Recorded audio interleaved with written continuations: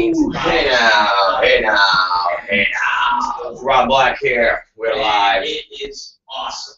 So, all right. With that being said, my congratulations goes out to the Seahawks.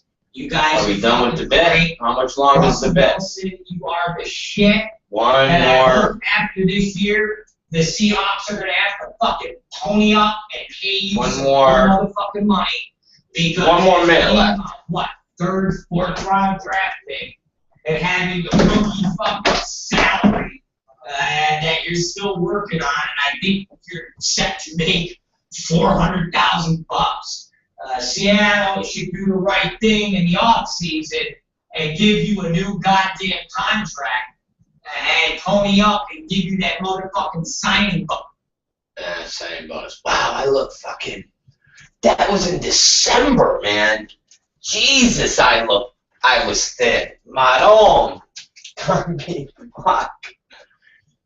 I was unbelievably, retardedly thin. Wow.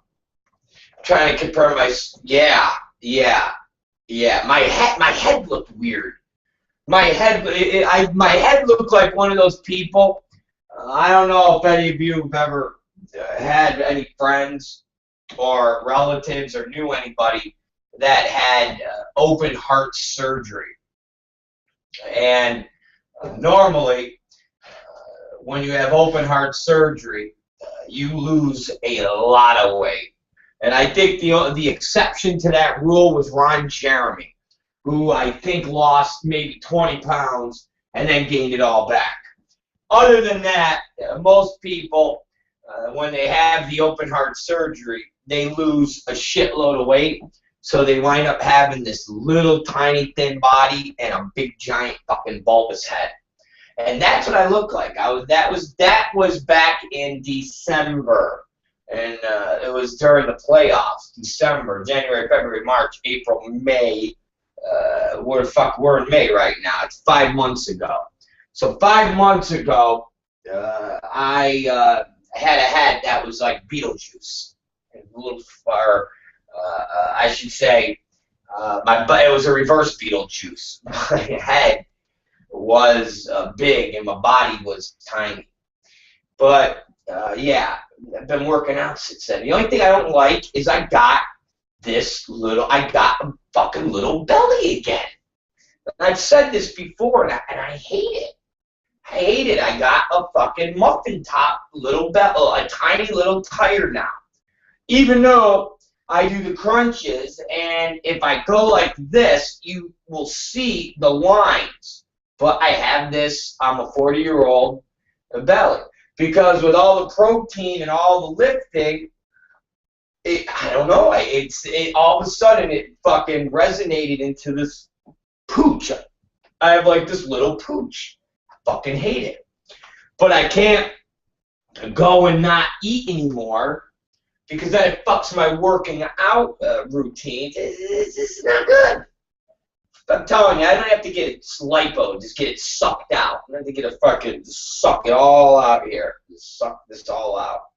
That's what I'm gonna have to do, suck it out. But you see? Can you see it? I mean, it's not real visible, but you can see it. You know, you can see the abs right there.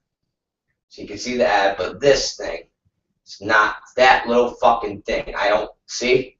See how I do it? It's an inch. I can do it like an inch. Don't like that. Not good.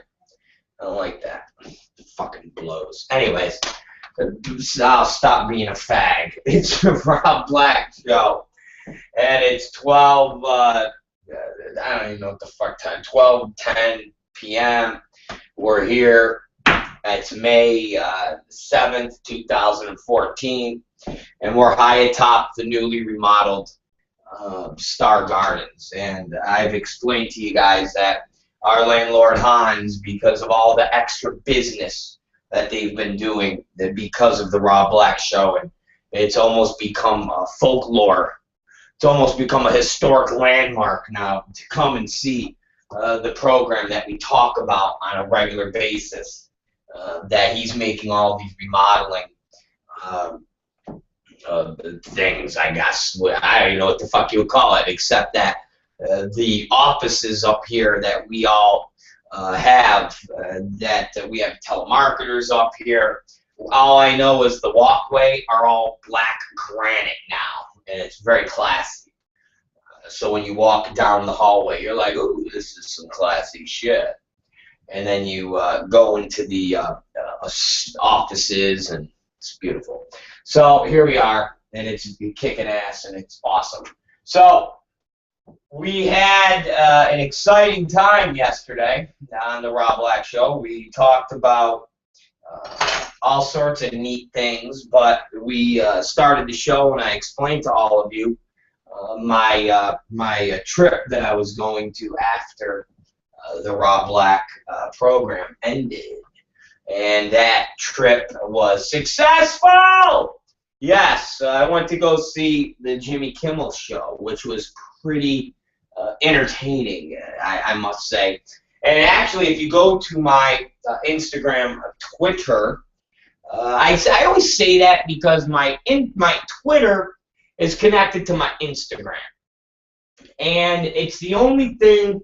The Instagram is what I control. So basically, the Twitter itself, Tom Byron operates for me. So he'll make tweets on that, and he'll do things in that nature. Rather it's, oh, the show's starting at this time, or if we're responding to somebody like Brad Armstrong about his haberdashery business, Tom Byron will click and make a tweet on that. Things of that nature. But the Instagram is something that nobody controls. It is solely controlled by me. It goes right to my Twitter, so when I make an Instagram post, it automatically goes on my Instagram, or on my Twitter. So that's the thing that I explicitly control. So last night when we were at Jimmy Kimmel, I was tweeting out / Instagramming pictures of the rap show. They had the Kid Ink, and I made a funny tweet and said, watching Kid Ink, don't know who he is, but it's definitely better than Machine Gun Kelly. Things like that. And if anybody remembers, that was the performer that performed at the AVN show this past year. So that was entertaining. And then I took a picture of a girl that was dancing next to us with her big fat belly hanging out. And she's pumping in the air, taking pictures, and her big fat swollen, it couldn't be more than 22 or 23 years old. Belly is just dripping out. I took a picture of that big fat mess, posted that. And then I took a picture of a video of Katie Summers, which was highly entertaining, and she's I posted it and said she looked confused because she's standing where, so you can see the concert going on, and she's like doing this half white dance, and she's like, I don't know how to dance. And I posted that she looked confused, because she did. She looked confused. She wasn't sure where she was.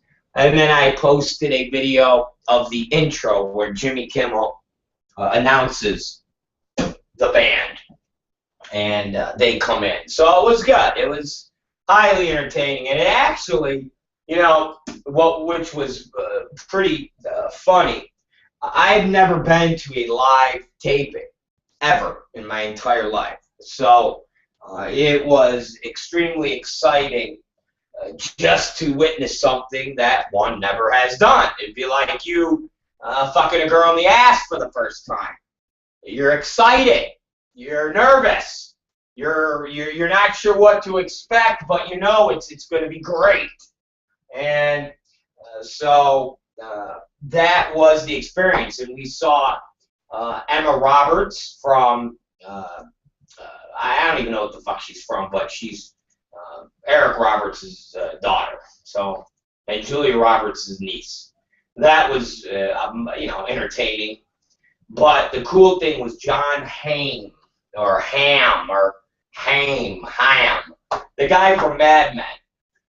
That was the coolest, by far, part of the show. And he's got a new movie that he's promoting called $1 Million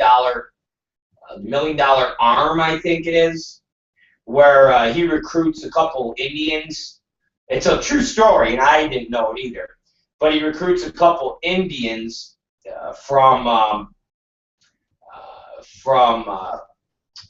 he recruits a couple Indians from India, not 7-Eleven, motherfuckers, not 7-Eleven.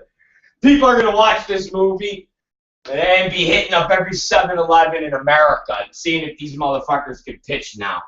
I can just see it. Motherfuckers are walking into 7-Eleven. Hey, come on. You care. Fuck it. And the guy's like, what is this? Well, I've seen that movie with the baseball. Can you throw the football? Let's see if you can throw the football. Throw it. Oh, fuck you, Hachi. So go get me my fucking pack of smokes and a Gatorade, will you please? So I guess the concept is he goes to India and recruits a couple Indians, and they teach them how to play baseball, and they turn it into a game show and so forth and so on. It's like a whole reality style program. It is. It's like a whole reality. It's like a whole reality style. Find the Indian fucking picture. Anyways, it's exciting. And they showed clips from the movie, and it looks really good, so I want to go see that. Anyways, Haim was on there, and it was pretty cool. What else? A couple segments where they say, out on the street on Hollywood, and they talk to the people and ask them what their they asked women what they what have they done in their past that their kids don't know, and they asked random people what it was, which is kind of neat. So all in all, it was a really good experience. And those of you who have never gone to see Kimmel, I would suggest go see it. The tickets are free. You wait outside in the alley, which is not anything that is out of the normal. You go in through your back way, and it's about a half-hour process of waiting to get in the line and through it to sit down. But it goes quick. It's really cool. And when you're there, you will be highly impressed, or I should say surprised, maybe. Maybe that's a better word, surprised, not impressed. Or maybe, I don't know, the fuck do I know. If you get impressed by things of this magnitude, then you'll be impressed. If not, you'll be surprised. How's that? That's a better word. That what you see on TV, and I'm going to sound like a total, a newbie to the process of movie making or TV shows, but what you see on television is not what you're actually witnessing. And I know you're going, duh, Rob, but let me explain. When they have a commercial break, it's really not a commercial break, believe it or not.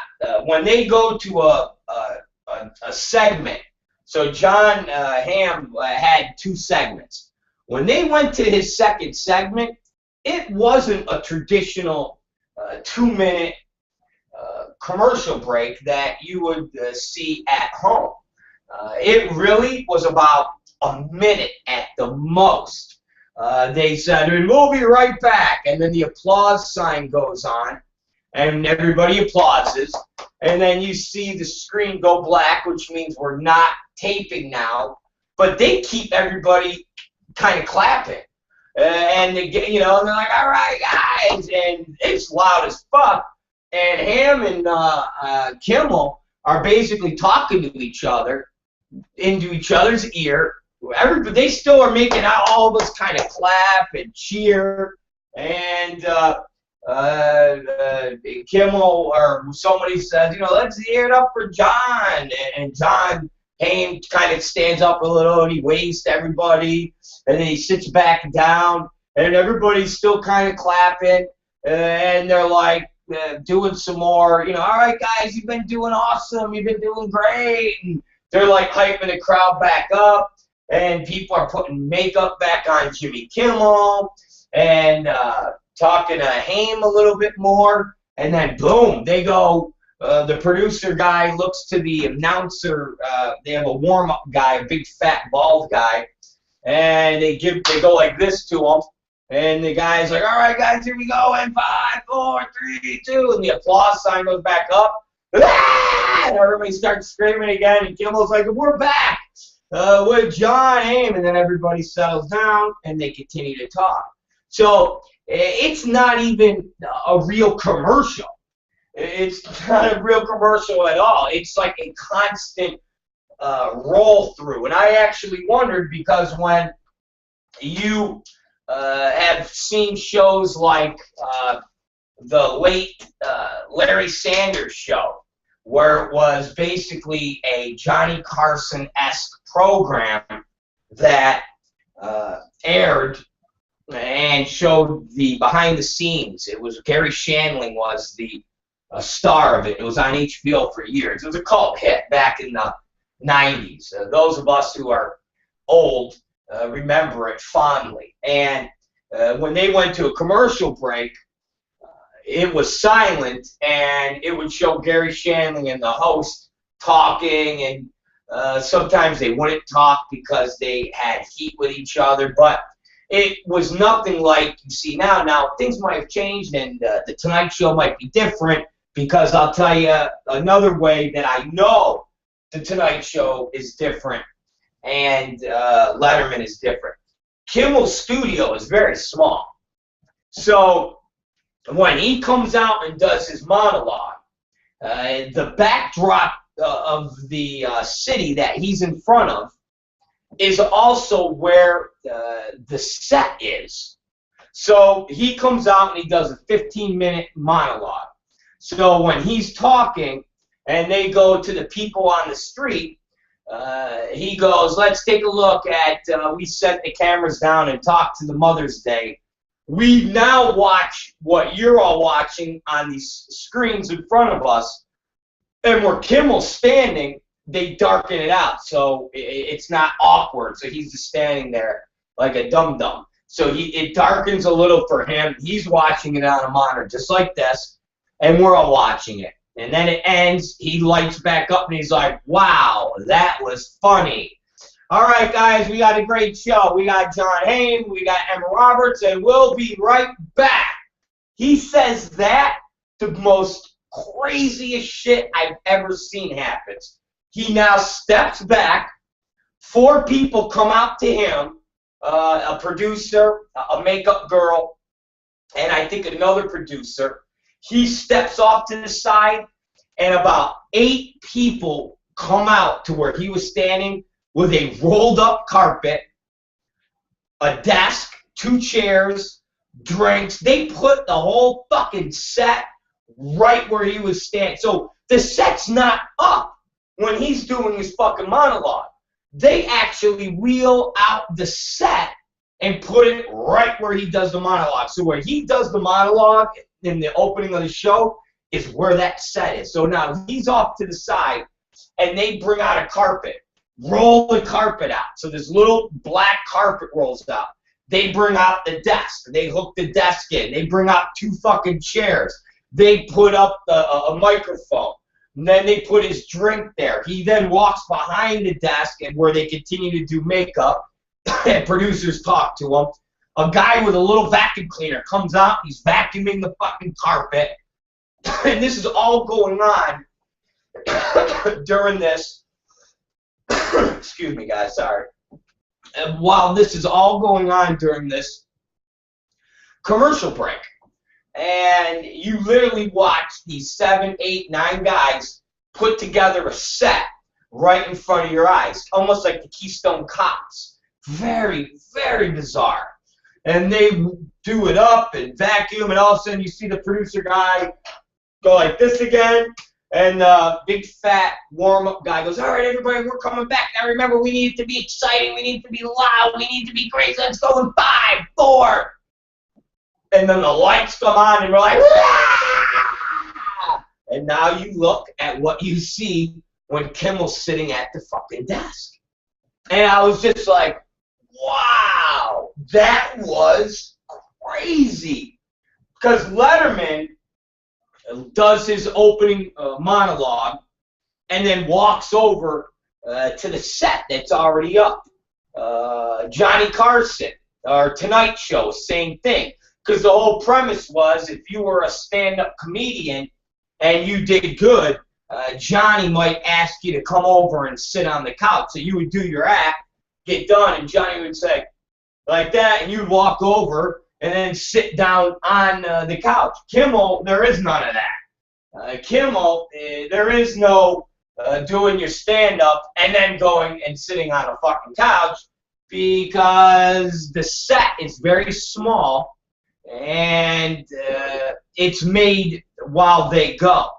And then they take a commercial break, and then Jimmy Kimmel does these things where he goes, hi, it's Jimmy Kimmel. Hello, Susan and Steve.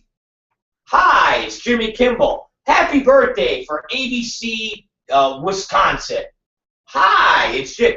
And he does all these bumpers, and you're watching this, and you're part of it.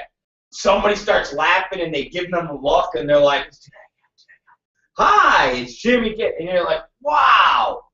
And then in the left corner, they had a set made up where it looked like a fucking bellhop of a hotel. And I'm not sure if it was a Hilton or it was a DoubleTree. I can't remember exactly, but then Kimmel does a commercial for a fucking DoubleTree or a Hilton. And he's like, hi, it's Jimmy Kimmel. And he's like a bellhop. And then Guillermo comes in, and they do a bit about National Free Chocolate Chip Cookie Day on the 15th at this hotel chain. And again, this was all during the show. So they would go to a commercial break, and then Kimmel would do one of these bits. So at the end, he did this commercial for Hilton, and then they get done, and they're like, 3, 2, 1, and Kimmel comes back on. He goes, we're great for being here with us. Thank you, Emma Roberts, John Hain, and we're all clapping. And he goes, and we're going to be going to Kid whatever after these words. He goes to a commercial, and Kimmel leaves. He doesn't even say, all right, guys, see you later. You see him, a bodyguard gets him, and he runs out the back door. Producers stand up and go, all right, guys, thank you for being here. What we're going to do now is exit this door, and we're going to go right out the back into the parking lot, the concert structure, where we will watch the concert of Kid Inc. and Travis Barker. Okay, great. So now we leave the set, which is badass, because now we're on the set area, and the desk is right here, and I'm on the carpet where his desk is.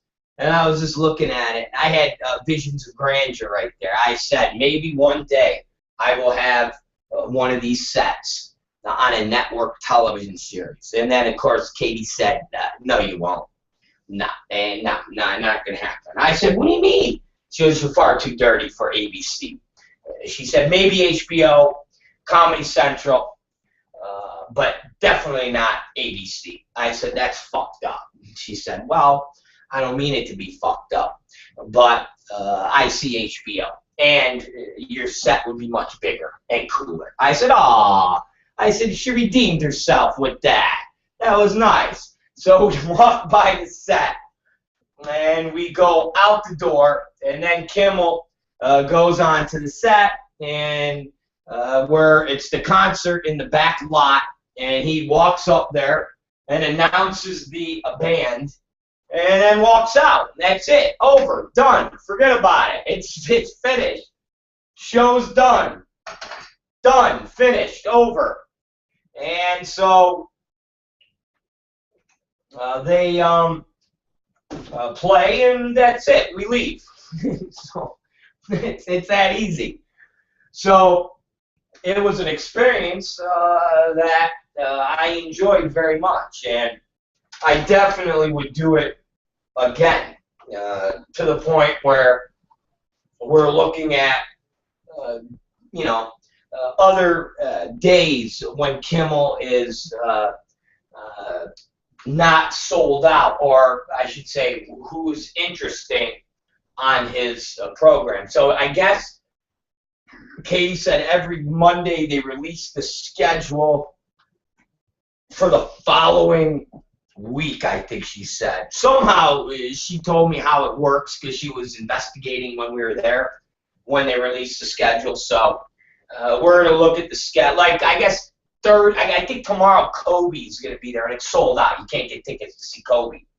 And I think Friday's sold out. I think Thursday and Friday sold out. Kobe's there tomorrow, and then somebody else that's pretty big is there Friday, I think. But, that's the concept. So it was very cool. Very fucking cool.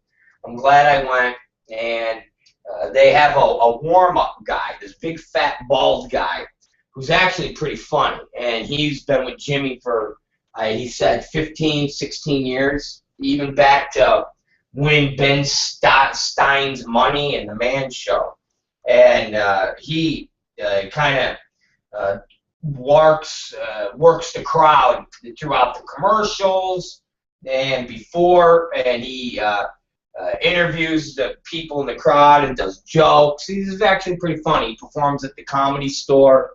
I wish I remember his name. I don't. Sorry about that, fat, bald guy that looks like Kane, the wrestler from WWE. But it was entertaining. So if you get a chance, I highly recommend you go see Jimmy Kimmel live down in Hollywood. You will not be disappointed. And then after you get done, you can walk around where the Man's Chinese Theater is, and as always, like I've said, look at all the weirdos, and it's exciting. It's funny because I'm sitting there with Summers, and we go and get something to eat, and we then get some coffee at Star Cunts. And so we're sitting out in front of Star Cunts, watching everybody, and it's entertaining watching everybody that walks in the Hollywood area. And at the Man's Chinese Theater, there's this mall area. I wish I remember what the mall's called, the official mall, but it's right there on Hollywood, and Man's Chinese Theater is there, and there's a big mall complex in there, an outdoor mall.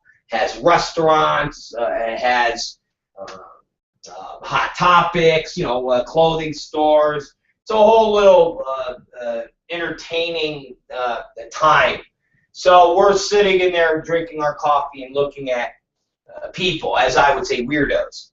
And you would see people stop, and it's obvious that they're tourists, and they would have their couple or their partner take a picture of them. And so they would pose in front of whatever the mall thing was called, with all the lights and the water and things like that.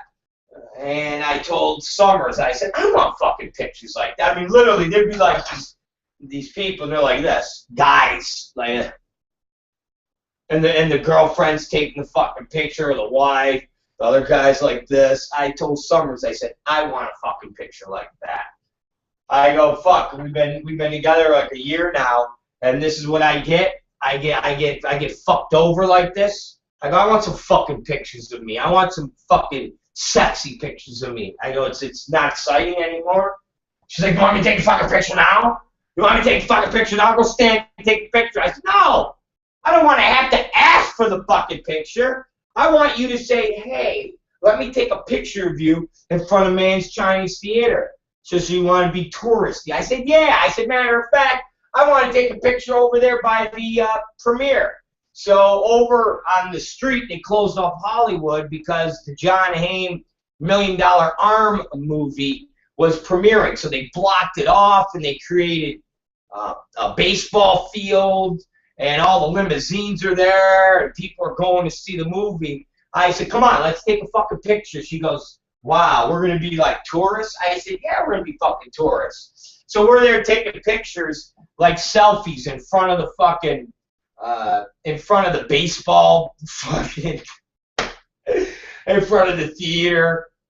But when I took it, the sign for the premiere of the $1 Million Arm didn't come out. So it looked like we were just taking pictures in front of a fucking movie theater, which made us look really fucking gay. So I said, all right, that's not good. We have to delete that. But that was the end of the date night and Jimmy Kimmel show, which was taking pictures on Hollywood Boulevard like tourists and posing. I was having some of these poses like this. Very cool. I was almost going to do one where I'm bent down and I got like my hands near like the Michael Jackson Walk of Fame star, just like that. But you know, Summers was getting all pissy with me, like, come on. So we'll have to save that for another time. But suffice to say, that was the late night with Jimmy Kimmel story. I know some people, I got emails this morning and they were like, what happened with Kimmel? What happened with Kimmel? I was like, here, this is what happened with Kimmel, jerk off. So, and the big, Katie said the big fat bald guy's name is Don. Well, shit, Katie, I could have said his name was Phil. I thought you were going to actually give me the guy's real name. Oh, you gotta love Summers. You gotta love Summers.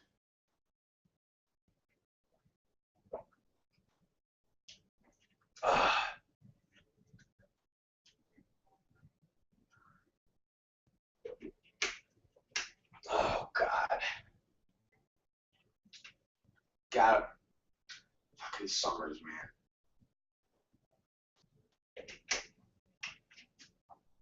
Oh man. So anyways, guys, there you go. Let's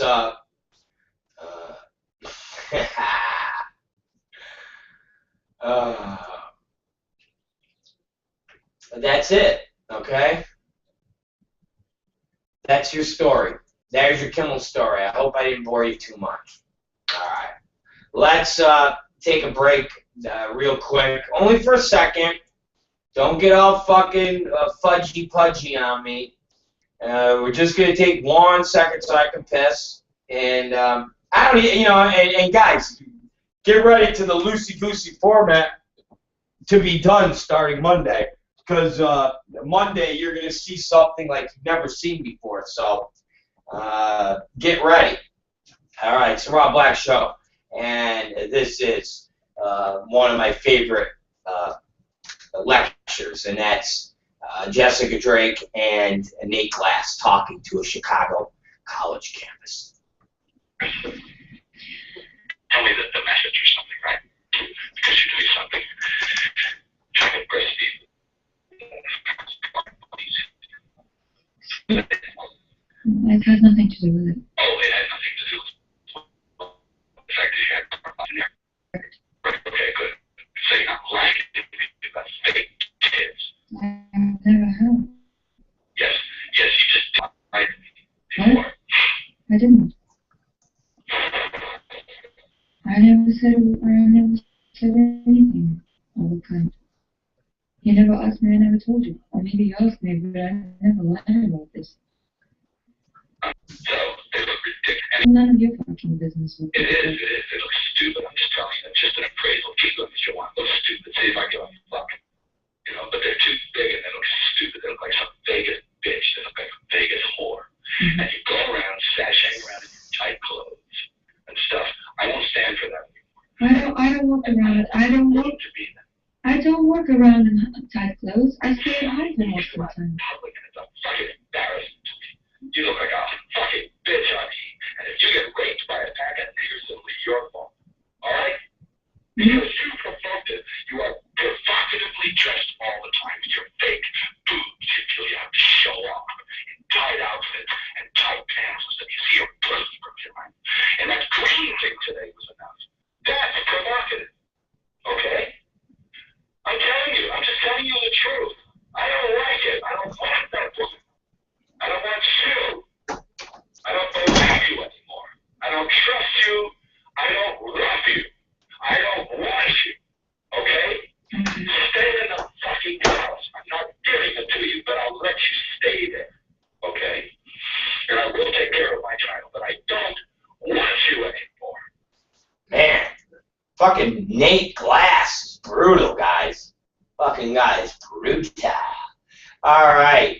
Speaking of Nate Glass and Jessica Drake and that whole piracy, We Are the World thing they're doing.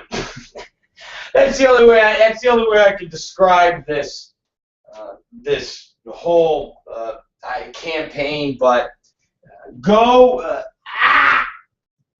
to fuck, man. I pulled my back last night, and you know it serves me right because what happened was I act like an idiot. Go figure. But I do. Some nights I act like a complete idiot, and I act stupid for no reason. I might get up and while I'm watching TV, and sometimes I'll grab Katie Summers by her fucking little head, and I'll fucking shake it like that. Seriously, I do stupid shit like that. I'm fucking stupid. I'm fucking silly. I'm silly like that. Sometimes I'll smack her on her fucking on her ass, just so she'll be just deep entrenched into a program, and I get up and I fucking smack her on her ass and jar her from what she was doing. So I did a move last night. We were watching the Goldberg show that aired, and it was about wrestling, and I got up and started doing a wrestling imitation like an idiot. And when I did one of my fake punches, like one of these, like that, I fucking pulled my back muscle, and literally, I did this. I went, oh, and I went, oh, fuck, ah. And so now I pulled my lower back area, and now it's fucking, it's pulled. It hurts. Like it hurts to go like this. It hurts. Like like I tore a muscle, acting like an idiot. And Katie Summers is like, that serves you right. You act like a jerk off. That's what you get. You act like a big jerk off. So it hurts when I bent down to pick up the phone here. So I just thought I'd tell you that again. I wanted to share that with you. So go over to adultfyi.com. All right, go to adultfyi.com, and if you go to adultfyi.com, there's a new story posted on adultfyi.com. Okay.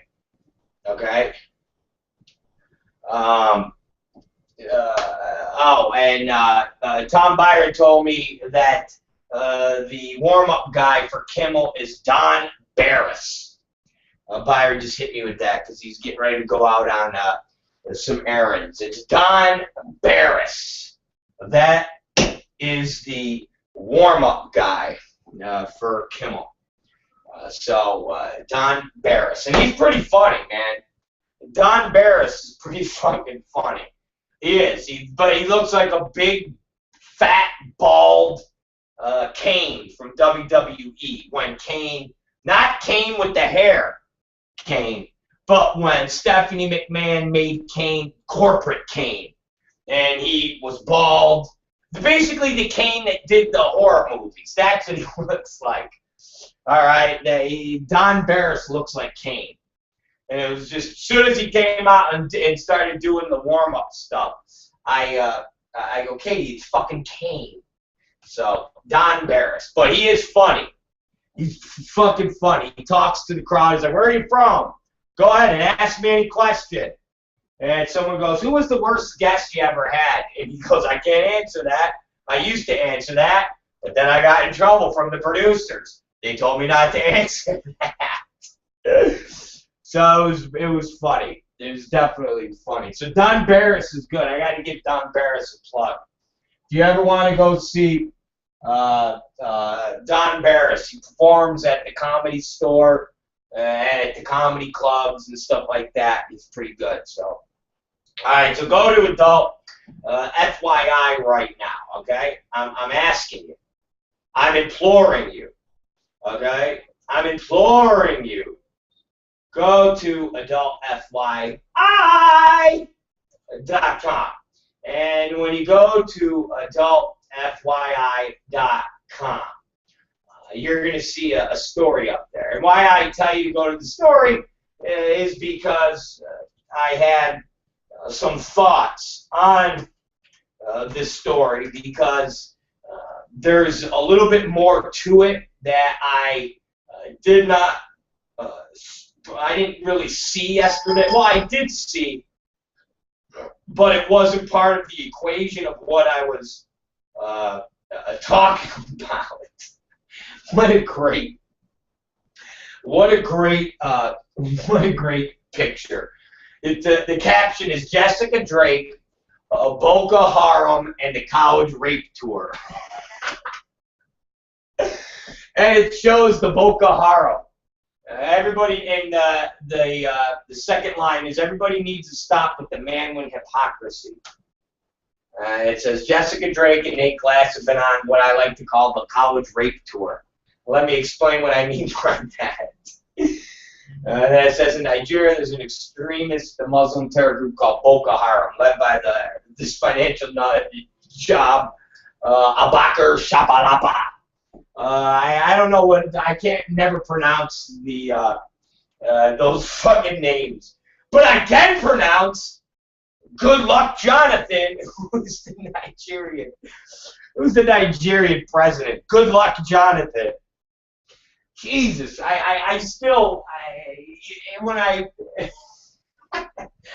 Good Luck Jonathan. When I have a kid, I'm gonna name him Good Luck Rob Jr. That's it. Good luck. Good luck. I don't think you have to call him Junior. I think you only have to call someone Junior when it's Rob Jr. and they have the same middle name. But if it's Good Luck, Rob, I don't think there's a Junior, because hi, my name's Rob Zicari. This is my son. Good luck, Rob. I don't think there's a Junior involved, because the good luck makes the separation of it being a junior or a third. You know, hello, this is Rob Zicari, the third. I think good luck separates everything. So it's just Good Luck Rob. And I'm going to name I was always thinking about naming my firstborn some other way. Because think about this. The celebrity trend is, oh, let's name our child Apple. Or let's name our child, Crayon. Or just these weird names. So I remember I used to think, well, I want to name my kid something sinister. So I'm going to name him Judas. And I used to get so much shit from people in my family and friends. They're like, dude, you can't name your kid Judas. I was like, why not? And they're like, because he betrayed Christ. And I'm like, so you're saying I can't name my child a name that is after a fictitious character? I go, are you fucking serious? I go, then is Pontius Pilate out of the question? They're like, yeah, dude.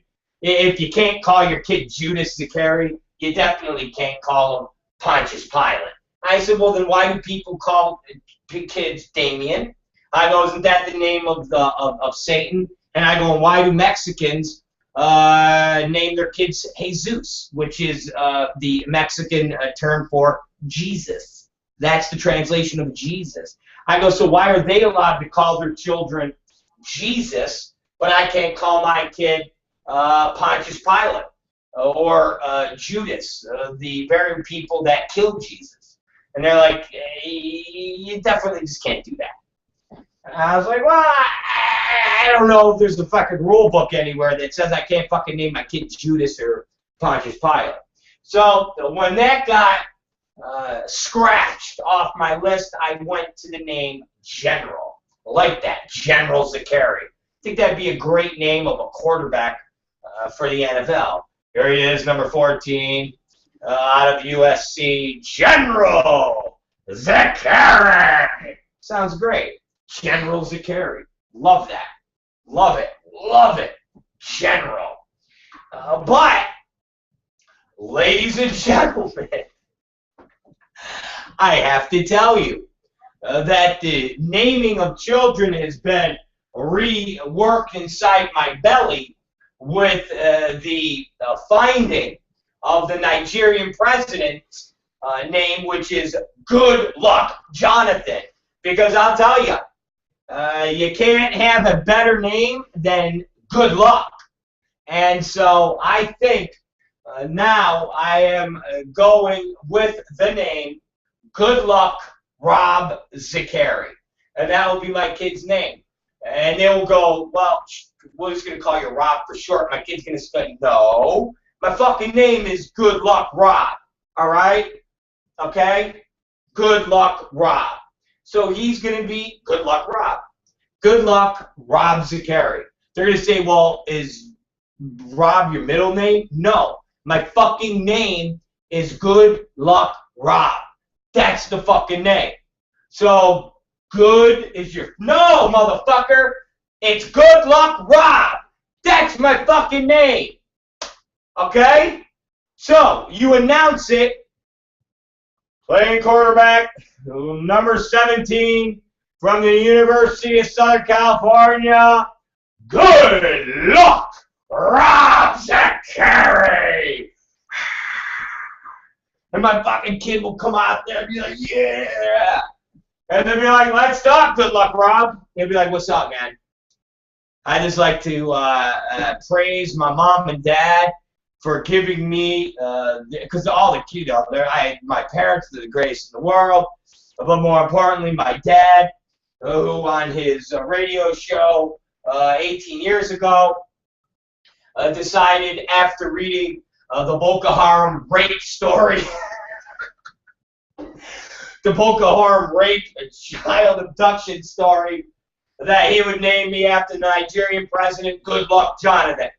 I'd like to thank my dad, Rob Zachary, for naming me Good Luck Rob. Thank you. Well, Good Luck Rob. What's it like to win the Heisman? Well, I feel lucky. Good luck. Lucky. Good Luck Rob. It's always just playing off his name, Good Luck Rob. Telling me the kid would be fucking... The kid would be a star just from the fucking name. Good Luck Rob Zachary. I love it. Anyways, I digress. Let me get back to the Boko Haram and the raping of hundreds of young women. Not that I am trying to make light of it. I'm just making light of the Nigerian president's name, Good Luck Jonathan. So, if you go to Adult FYI, we have the story about Boko Haram and the college rape tour with Jessica Drake. It's a great story, it's a great read, and it's already been getting traction. I didn't realize this, and it's funny because I never paid much attention to XBiz and their adult forum, but I guess XBiz has a message board. I never really knew this. And so I told Tom Byron yesterday, I said, Byron, why aren't we on the XBiz message board? Why are we not submitting our stories on the XBiz message board so everybody can read them and be thoroughly entertained? And so Tom Byron said, I'm on that. So Byron basically went and registered our names, and I guess he registered Rob Black and he registered Tom Byron, and so he is putting our stories that we talk about every day over on the XBiz forum. So the story that appears today on adultfyi.com also appears on the XBiz message board, and it's been getting a lot of fucking traction. A lot of people have been reading it. A lot of people have been discussing it. A lot of people have been talking about it. And at the end of the day, whether you like me or you don't like me, and you despise me and you hate me, I break down better and give people the truth of this business like no one else. Okay? And it's obvious when people have an issue with my truth because the only thing they can say are insults. And if you are actually into disproving me wrong and saying what I say is wrong, then you can actually post that and say, you're wrong, here are the answers, here are the reasons you're wrong, this is the facts, you know, this is the reasoning, this is the logic. But people don't. They just instantly go with insults, which is fine, but it just shows that when you have nothing to combat the things that I say except insults, it's obvious then that I'm right. So this story's been getting a lot of traction because everything in the Jessica Drake, Nate Glass, Boko Haram story is unbelievably accurate and unbelievably true. So read it, and then you decide exactly the ins and outs of what we're saying and how this industry in a whole are so incredibly retarded when it comes to their assault on Manwin, and how they like to demonize Manwin and MindGeek and all the people that are in that company. And so I didn't realize, and it was posted yesterday, and it must have came out after the show ended, because I did not see it. I did not see this story. But it's a organization that people. It's pretty weird. But we'll talk about it real quick. It is very weird.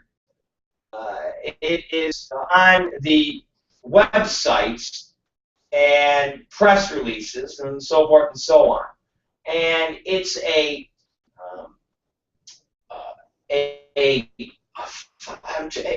organization that, again, it's hard to, I guess, decipher what they're trying to do, or what their stance is per se, or what they're trying to achieve out of this, but it's a group of performers, I guess.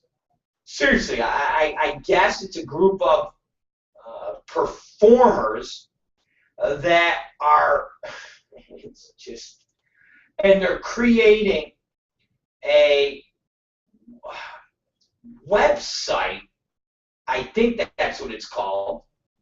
I'm serious. I'm not even sure what technically they would call this, but it's a website or an organization that is telling people to buy porn.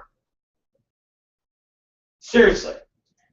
It's some type of organization or something of that nature that is telling people to buy porn or don't get it for free. Again, let me read this to you because I read it twice and it still was somewhat confusing to me because the people that are involved in this organization is pretty bizarre. And what's even funnier is, as always, I can't fucking find it on the goddamn websites. It's always amazing how a story runs on AVN and XBiz, and then all of a sudden it vanishes. And I can't figure this out. Seriously. I cannot figure this out, how it runs on these sites, and then it just vanishes. And it's just gone. In the middle of the fucking night, the shit just vanishes. And literally, I'm looking for this story that I saw no more than 5 hours ago, 6 hours ago, and it literally is gone. Literally, I cannot find the fucking story. I cannot find the fucking story. So I'm literally looking, and I'm looking through Nick Manning. I'm looking through Rolling Stone Unlocks Mr. Skit. It's all old fucking stories. I can't find the brand new story that talks about the brand new organization that all these performers are fucking doing. I can't find it. Cannot fucking find this fucking story. Got it right now. But see, this is just such a...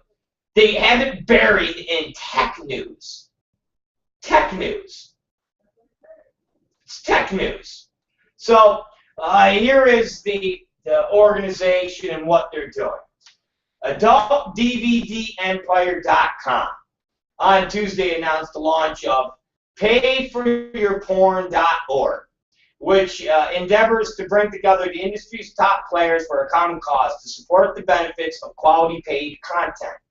The group behind PayForYouPorn.org says that adult entertainment fans need to fight against theft by seeking out paid content. It's better produced, delivered in higher quality formats, more secure, and fosters the creation of new adult content. The group says industry professionals can join the cause by partnering with us and spreading the word through social media and other platforms. And then it goes on. Adult star and sex educator Jessica Drake is an advocate on the effects of piracy. The Wicked Girl remarked, as a performer, director, and producer for Wicked Pictures, I can speak firsthand about the very real effects of piracy on the entertainment industry and the economy. Piracy is a very serious criminal activity. It is not only decreases the bottom line of the artist, but every single person who is employed by the art, music, literary, and entertainment industries. People don't realize illegal downloading of copyright digital content results in the loss of jobs, lower wages, higher unemployment rates, and higher taxes. Theft is also a violation of personal consent and ethics. There's Jessica on a rape fucking Boca fucking harem. Support the entertainment you love, the companies and stars who make your favorite movies, and the economy. Please pay for your porn. Adult star Taja Rain agreed. I hope my fans understand that I cannot create porn without them paying for it, Rain said. The word needs to be spread. But Taja Rain makes porn. She makes porn for fucking for Manwin. So she can't make porn. But you guys see this? Okay. Adult content providers interested in partnering with the cause should use the contact us form at the bottom of the page. Get all the latest updates by subscribing to or following .pay for your porn.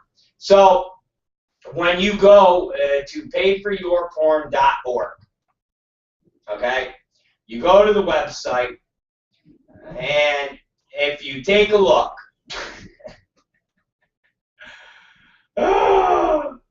And you read the people that have posted on this site, you will see that these people all work for Manwin. I don't know what else to tell you, but they all work for Manwin. Kendall Carson works for Manwin. Taja Rain works for Manwin. Jessica Drake, owned by Manwin. Alex Chance, Manwin. Again, I don't get this. They're all Manwin. They're all fucking Manwin. And it's the weirdest. And if you want to talk about, does DVD Empire sell Manwin product? Yes, they do. Adult DVD Empire. We could go to Adult DVD Empire right now and see if they support Manwin product, which they do. They do.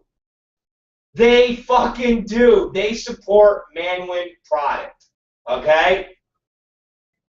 They support Manwin product. And here's something even more entertaining. Are you ready? You guys are going to laugh your asses off on this. Okay? Are you ready to laugh your asses off? If you go to Adult DVD Empire, go to Adult DVD Empire, and they have a picture of a bunch of girls on their front page that is Jessie Jane, I think that is, Riley Steele, Stoya. They all have guns, and they're all in camo gear.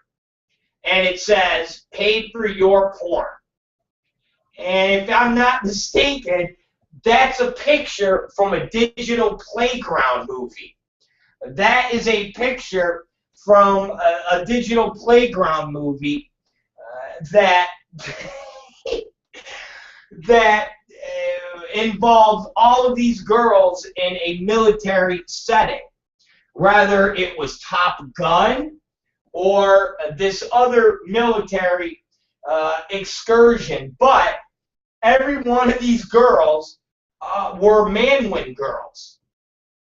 And there's Adult DVD Empire using a Manwin picture to rally people around a cause to fight the very people that created the picture that DVD Empire is using. Who does this? What the fuck am I watching? Seriously, you guys. What the fuck am I watching? This has got to be the most bizarre thing I've ever fucking witnessed. Okay? It's got to be the most bizarre thing I've ever fucking witnessed. It really is. It's got to be. There's nothing more bizarre than what I am looking at right now. I'm telling you. And again, if I'm wrong, then I'll be the first one to say I'm wrong. But go to Adult DVD Empire and take a look at the picture, okay, of the graphic that says, pay for your porn. Now, that is a picture of Jesse Jane. That is a picture of Stoya. That is a picture of Riley Steele. Okay? That fucking picture is from a Digital Playground movie. That is Manwin. What the fuck is wrong with this business? So here's Adult DVD Empire telling everybody, don't support Manwin. Basically, because let's face it, RedTube, YouPorn, it's all Manwin. So don't support Manwin. Don't support these tube sites. Support companies that are not pirators. Support companies and pay for your porn. And they use a picture from a Digital Playground movie. Which is Manwin. Which is MindGeek. Is this the craziest shit you've ever fucking seen? Come on, man. Come on, Adult DVD Empire. You fucking rats. These are the guys that are out of fucking Pennsylvania that fucking, that when I got busted, they also got busted. And they made a deal with the fucking government to basically, nobody knows the exact deal of what they did, but they got busted with some of my movies, and they made some type of deal with them and agreed that if I went to trial, they would cooperate, and they did something funky, but they got out of their deal, and then they stopped carrying my product, and they're just scumbags. They really are just scumbags. DVD Empire are fucking scumbags. And here they are talking about pay for your porn, and they're using a picture from fucking Digital Playground. Now, I know Riley Steele, before she signed with Axel Braun, was with Digital Playground.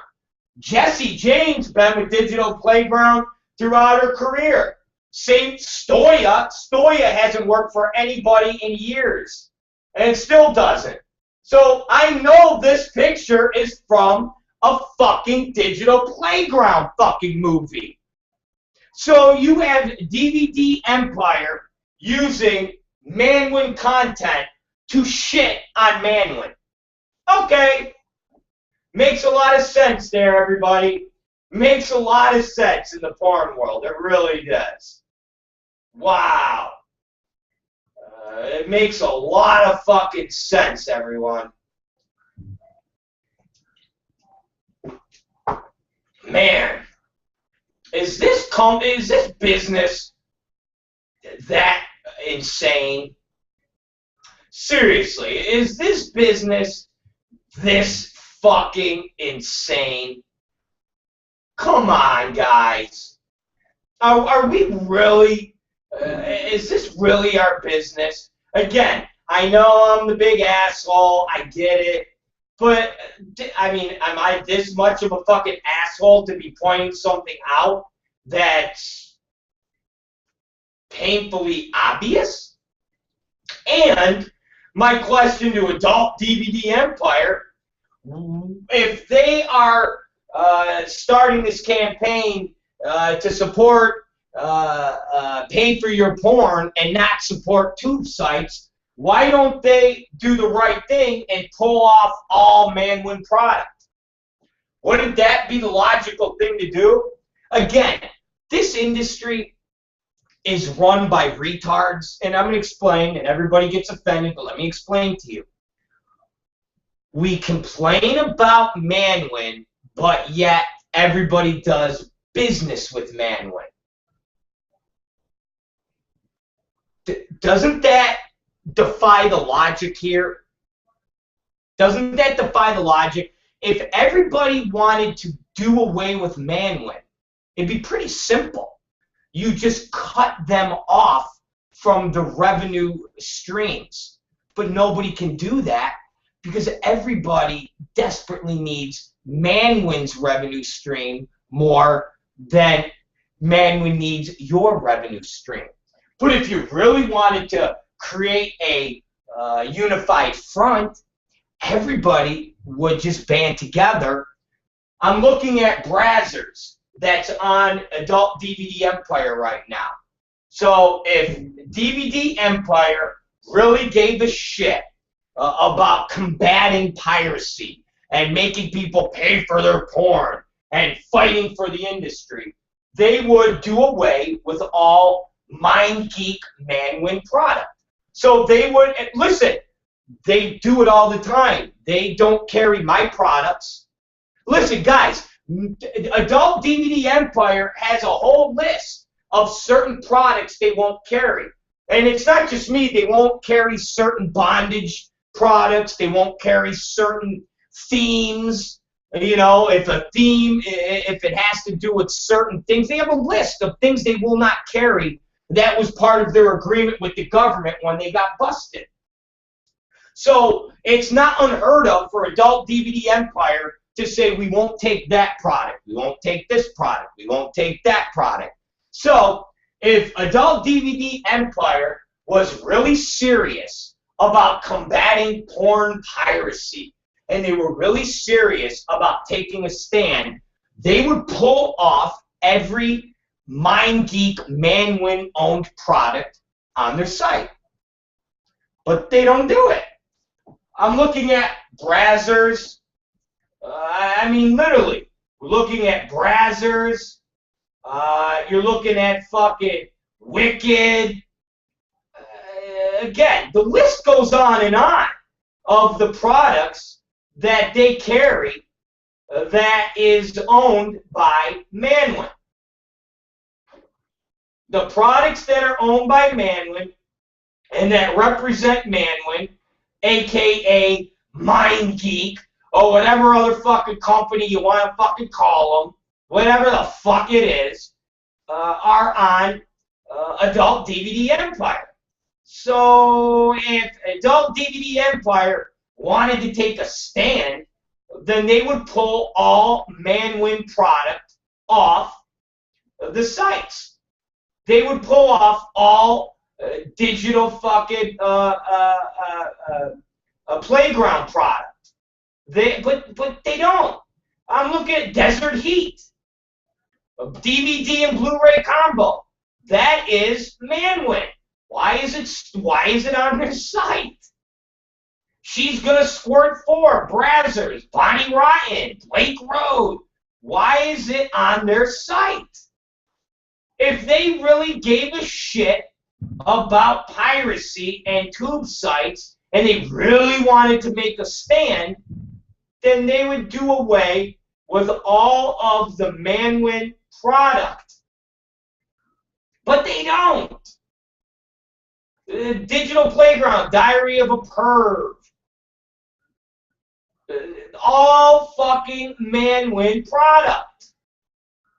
They carry Manwin product. Why do they carry Manwin product? Nobody can answer that, right? They want to combat piracy, but they carry MindGeek Manwin product. Again, wouldn't it make sense if the industry really wanted to combat piracy and do away with the tube sites? Wouldn't they not do business with Manwin? But everybody does. All the talent works for Manwin. All the fucking directors work for Manwin. The people pay AVN, which is owned by Manwin.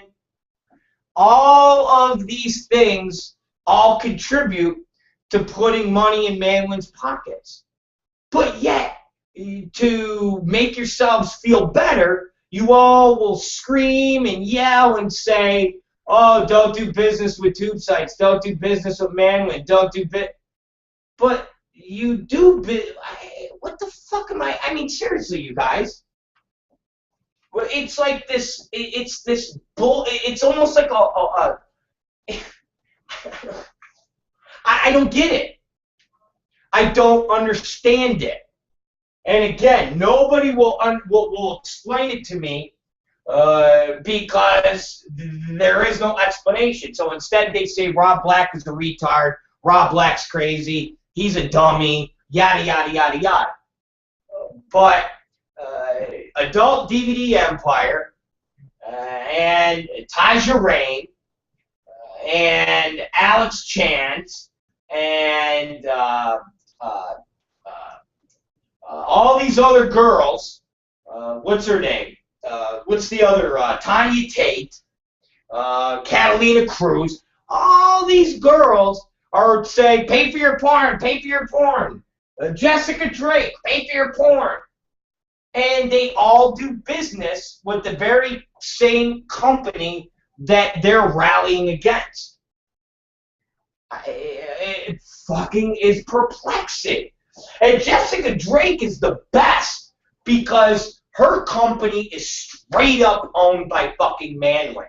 And when I say that, people then will combat me and say, Manwin doesn't own Wicked, they only control their internet. Then that even proves my point even more. That Manwin, MindGeek, controls all of Wicked's internet properties. And yet, Jessica Drake is arguing not to support Manwin and their tube sites, and it's basically raping her like the 200 school children in Africa are being raped by the Hoboka fucking regime. Again, if you all want to explain this to me, I'm seriously all ears. Without you condemning me because I'm right, can you just explain that to me? Just explain how everybody lets Jessica Drake run around the fucking country with Nate Glass condemning Manwin, condemning YouPorn. Remember, Nate Glass on ABC said they were the root of all of the problems in the industry when it came to piracy. So then how the fuck is he doing this whirlwind rape tour with Jessica Drake, who is in bed with the same company that Nate Glass says is ruining the business? Just answer me that question, please, you guys. Answer that for me. Please, answer that for me. I fucking beg of you. Answer that for me.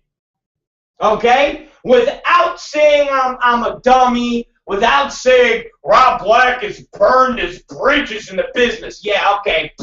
I ain't burned nothing, assholes. Okay? I could walk through any door in this business and fucking work today. You forget, assholes? Do you forget that? I don't even want to go into fucking shit with you guys. You guys are all so stupid. You really are. You fucking people are so fucking stupid.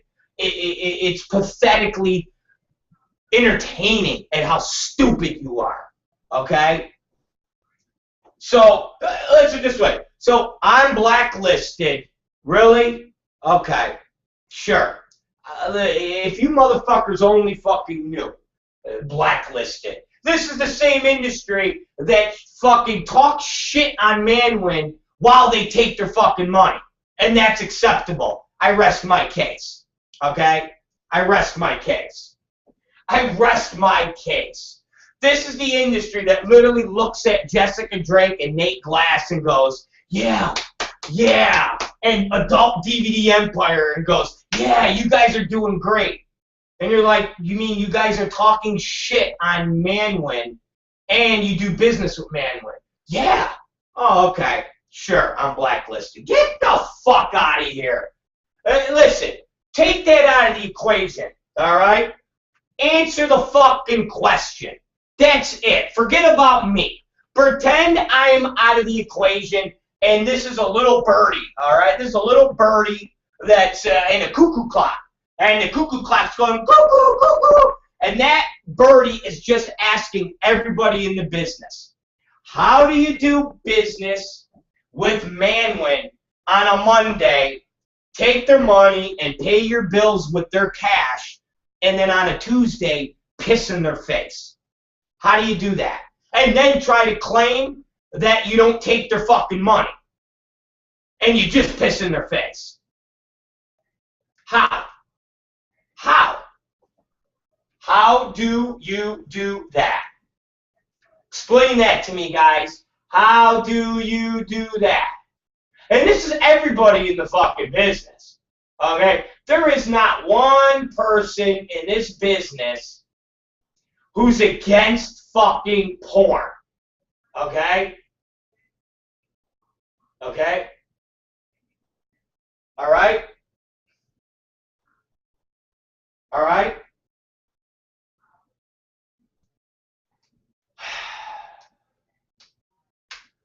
Please, explain to me. Just explain to me. Explain to me. All right?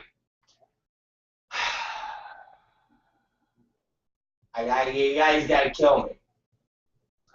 You guys are killing me. Explain to me how. How? Are you ready? Explain to me how the industry can support. How can the industry support this notion to go after the Manwin people? Explain this to me. How can the business go after the Manwin people and yet do business with them all in the same breath? How does this happen? Can it is fucking guys? Seriously, you guys are really perplexing. You guys are really perplexing. Once again, I know it hurts you when I bring this up, but I will say it again. Go to Adult DVD Empire from their little story of payforyourporn.org. So go there, all right? Go to their story. Look at Adult DVD Empire. When you log on Adult DVD Empire, all right, just click on that. Go to Adult DVD Empire. You're going to see the picture that says pay for your porn. That picture is a digital playground picture. That picture is represented by a company that is owned by Manwin MindGeek. Right there disqualifies this whole pay for your porn campaign because they're using content from the very same company. They're using content from the very same company that they are rallying against and pissing on. That is amazing to me. That is amazing to me. Again, you want to dispute me, you want to call me names, I get it. But why don't you just address this? Address, excuse me, address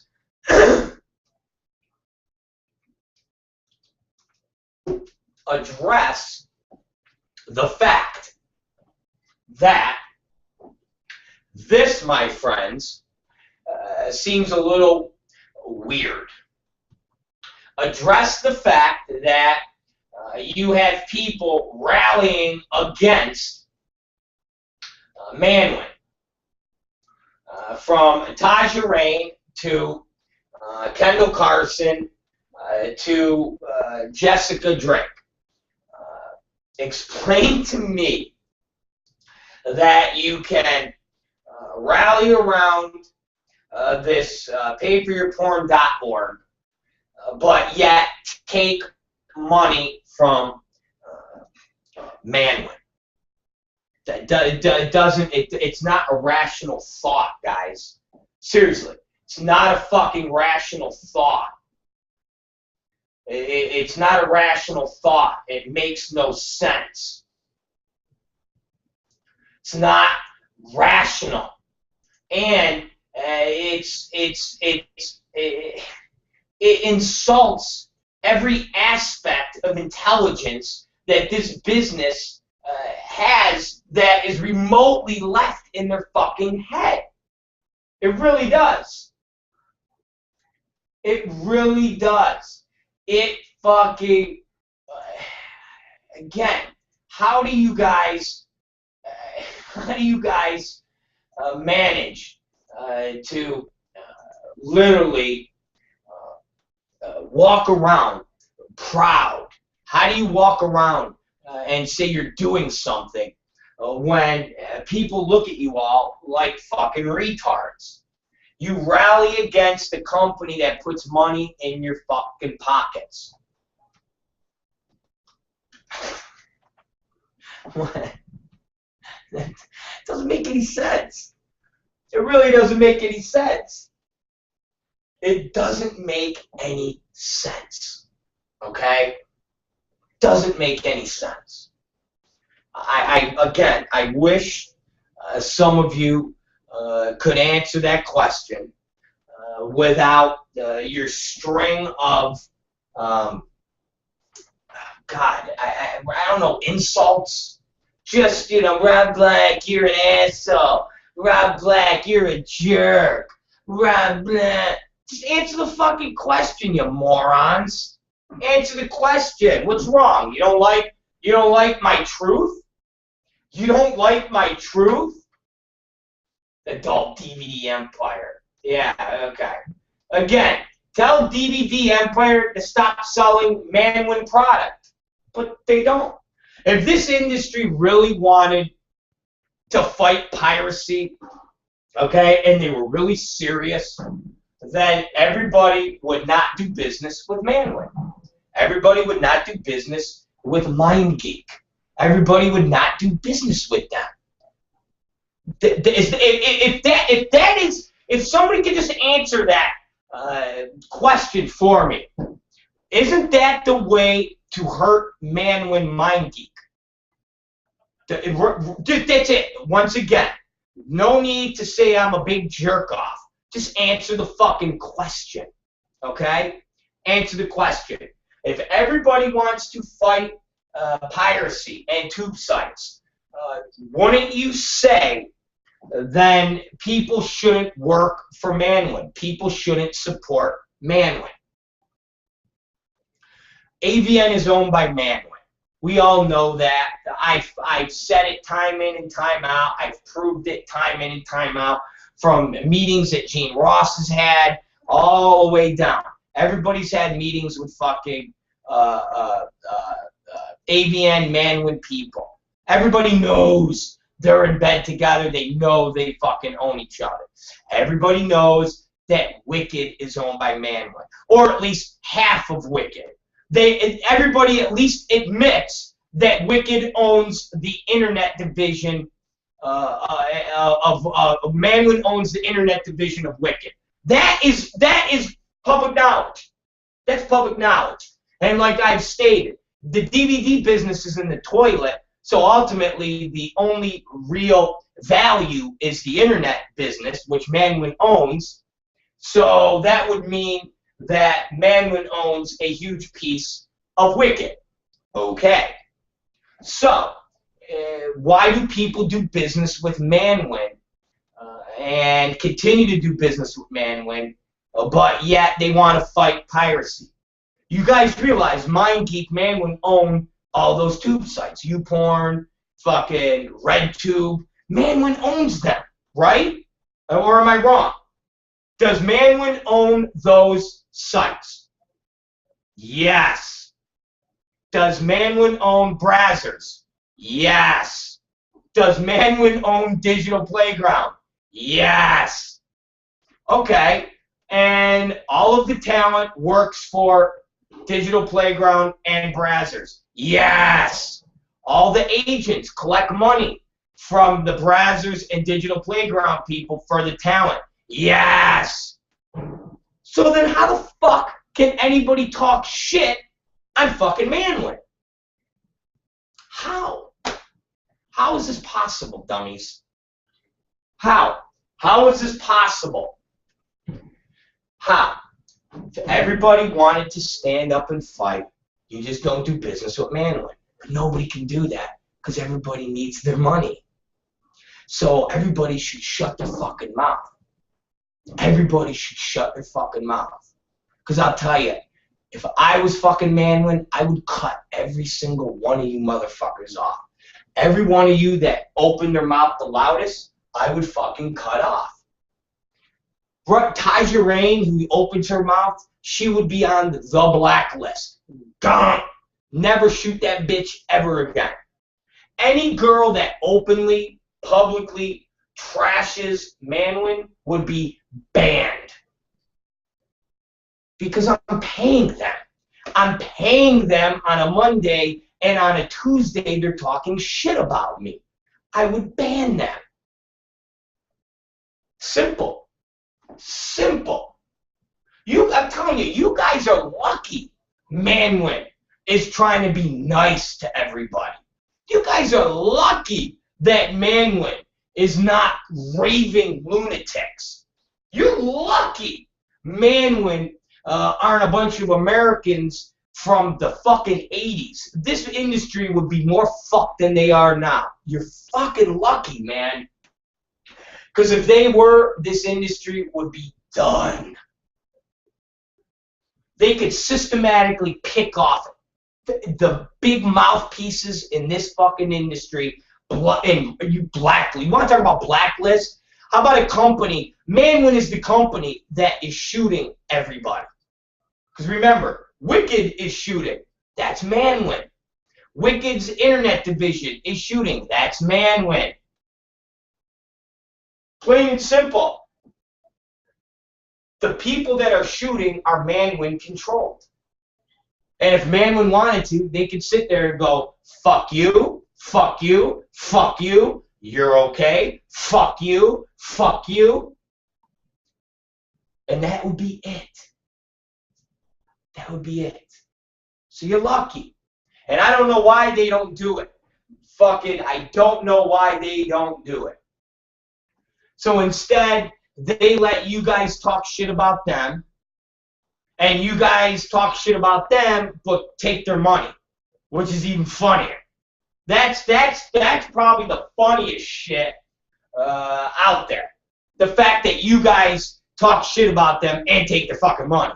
And then start national campaigns with Adult DVD Empire, and Adult DVD Empire carries their product. You guys are fucking insane. Guys are insane. Totally insane. And you wonder why this industry is exactly where it is. And I present these questions to you all, and you don't answer them. You really don't. You've never had an answer for these.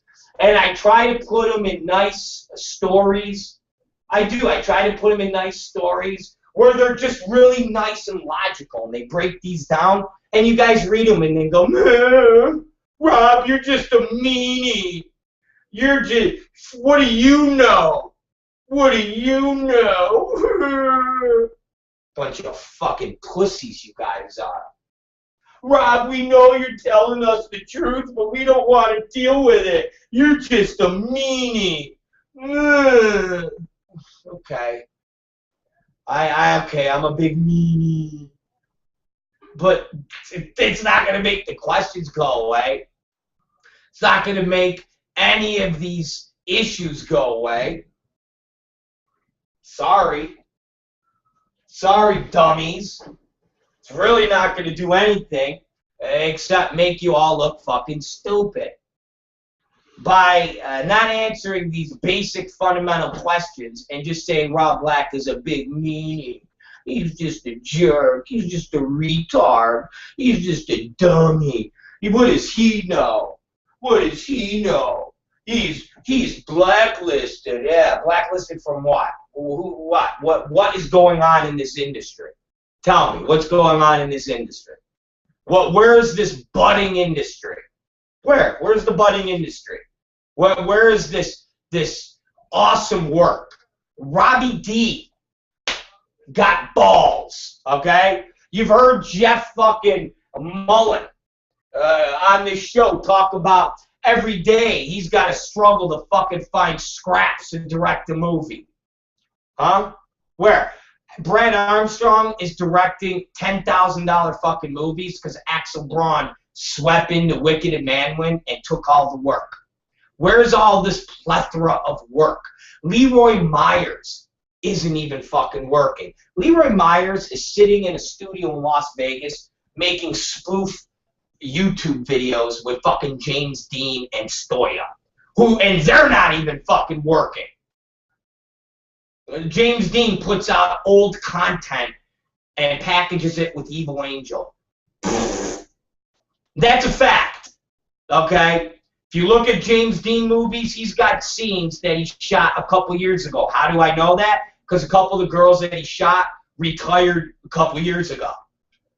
He had one girl that I shot before I went to prison. She hasn't been around in the business for fucking years, which means it's a scene that James Dean shot that he had as either content trades or sitting in his fucking room. Eli Cross, for Christ's sake, just put out a movie that Manwin Wicked distributed that had a scene that he shot with Katie Summers from 2.5 years ago. That's how old it was. So, again, where's this plethora of work? Where is it, guys? Where's the plethora of work that you get blacklisted from? Where's the plethora of work? Yeah, exactly. Thank you. Thank you. All right? Thank you.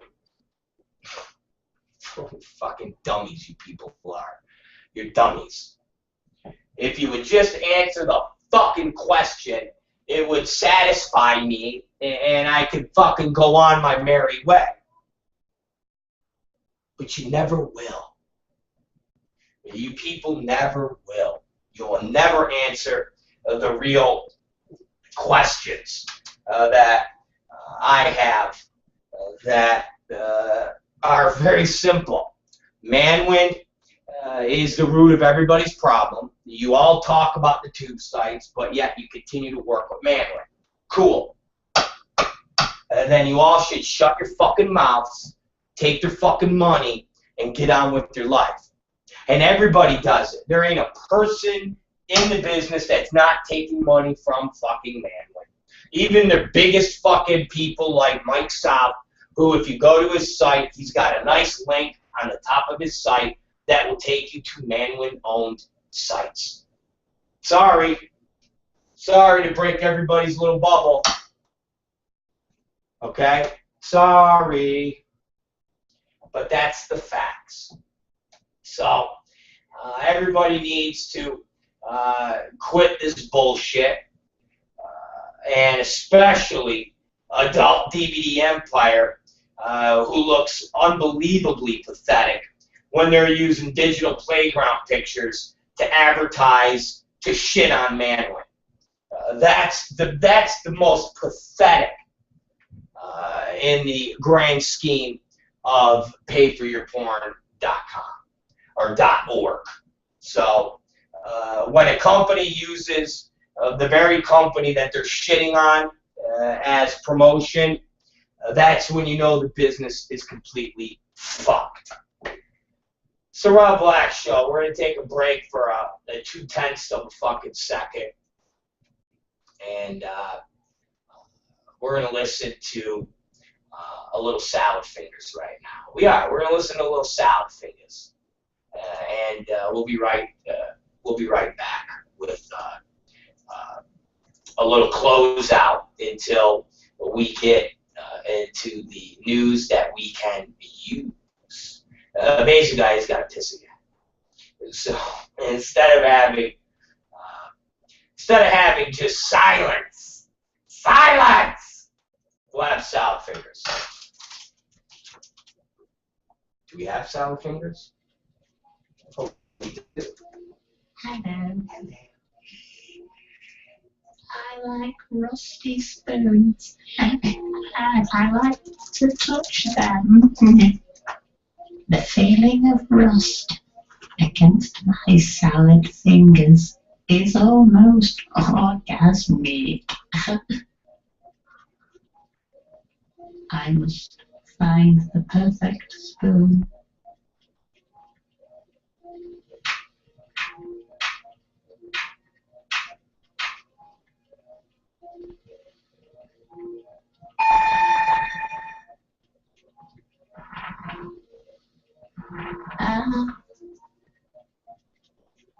Hello there, young child. I'm here to inquire about your spoons.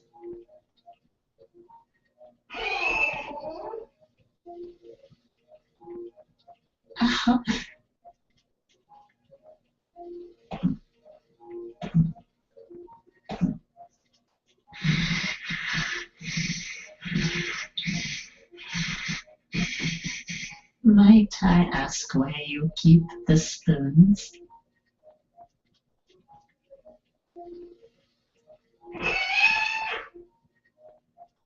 I see. Then I must leave.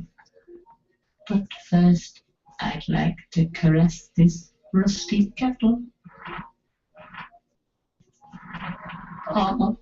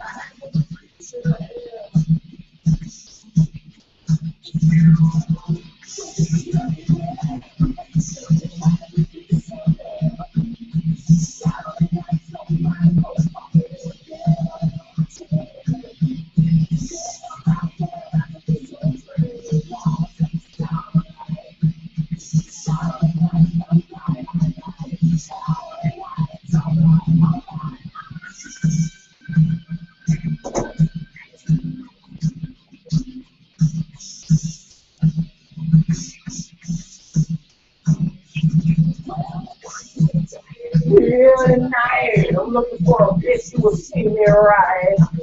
We're back, ladies and gentlemen. It's the Rob Black Show. Welcome to the program. And we are burning through and trekking on through the day. We're almost ready for news that we can use with Katie Summers. After the show today, I gotta go to this. Gotta look at the studio, and it's again almost done. The putting up the pylons, what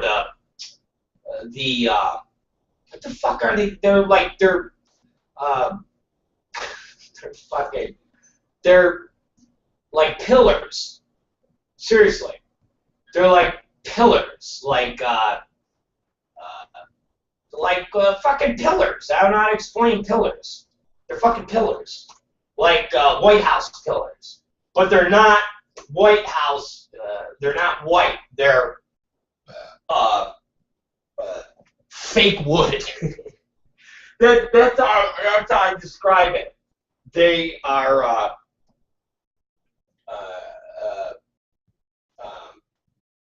it's a wood fixture, but it's really just fucking. It's really just contact paper. I'm letting you in on the secret. It's just contact paper. It is. it's it's a this pillar, and they're 14 inches round, so they're like this big. And they extend to the fucking top of the ceiling, and they're wrapped in like a fake wood, a fake mahogany wood, fucking beautiful, and they look like these giant pillars, like I say White House, but the White House pillars, but they're not white, they're fake wood, and they have the contact paper. They're like, well, don't tell everybody how it's. I said, really? So you think people are gonna think that we have giant wood mahogany pillars, motherfucker? I mean, what do you think? They're gonna think the set is a $90,000 set, dummies? I go, it's a fucking, it's fake pillars. That's what it looks like. But on camera, it fucking looks like mahogany wood. What the fuck you want?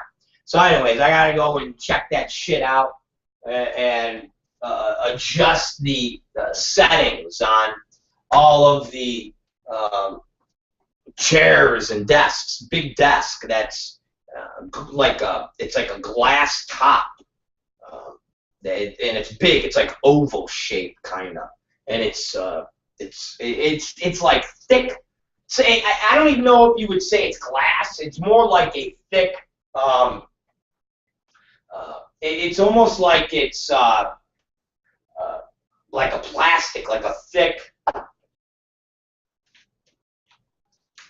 It's almost like a thick plastic. I think it is, you would call it.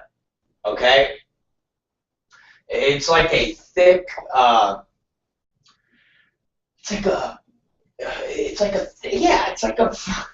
You know what? You know how I described it. This is what I described it to people. It's kind of like when you.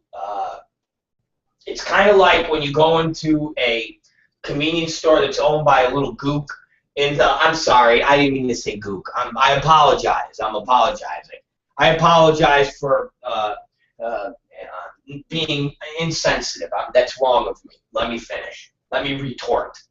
When you go into an Asian market, like in Compton, or even on Van Nuys, it seems like most of them, and they have their plastic. They're behind these windows, but they're not windows. They're not glass. They're like bulletproof plastic. My desk is almost like that. It's like a thick plastic that is on the front, and my hands are on it, and I talk. It's very cool, but it's like a thick plastic. I'm just telling you all of the things that it's made out of. But when you're looking at it on camera, you're gonna be like, wow. That looks like thick, hard plastic.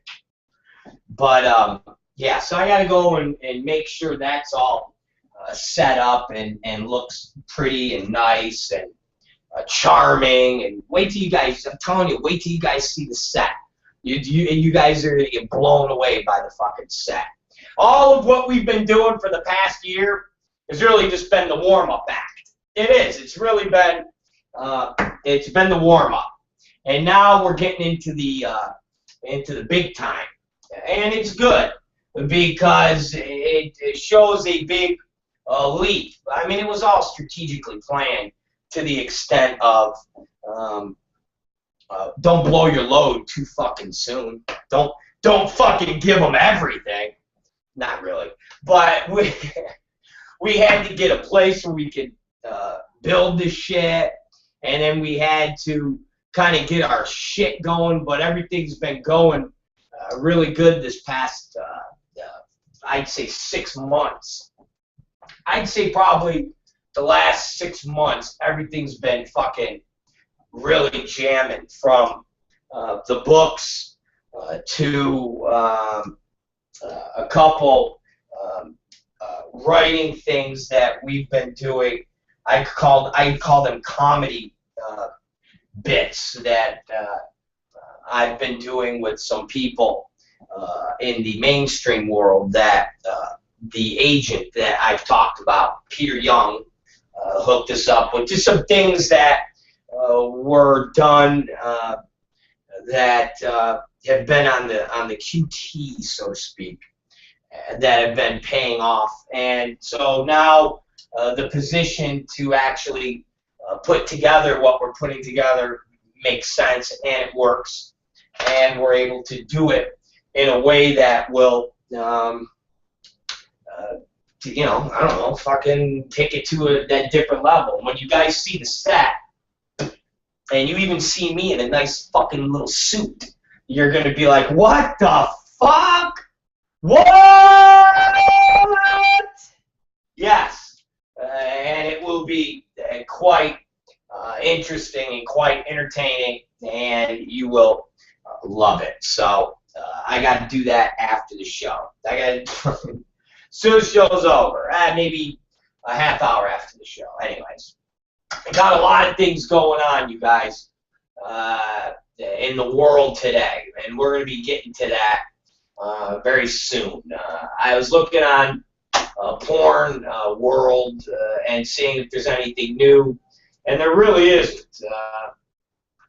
It's funny because Katie Summers told me today.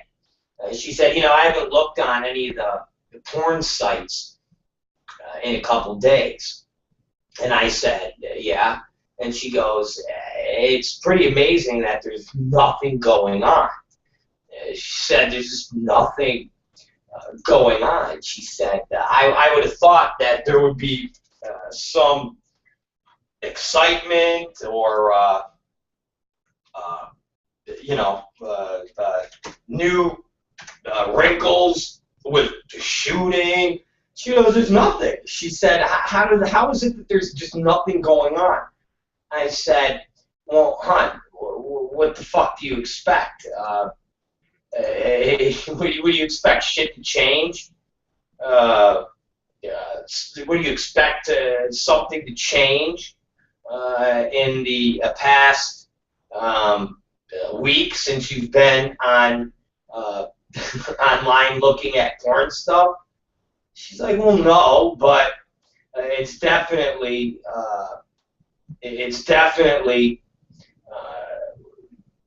weird that there's absolutely nothing happening.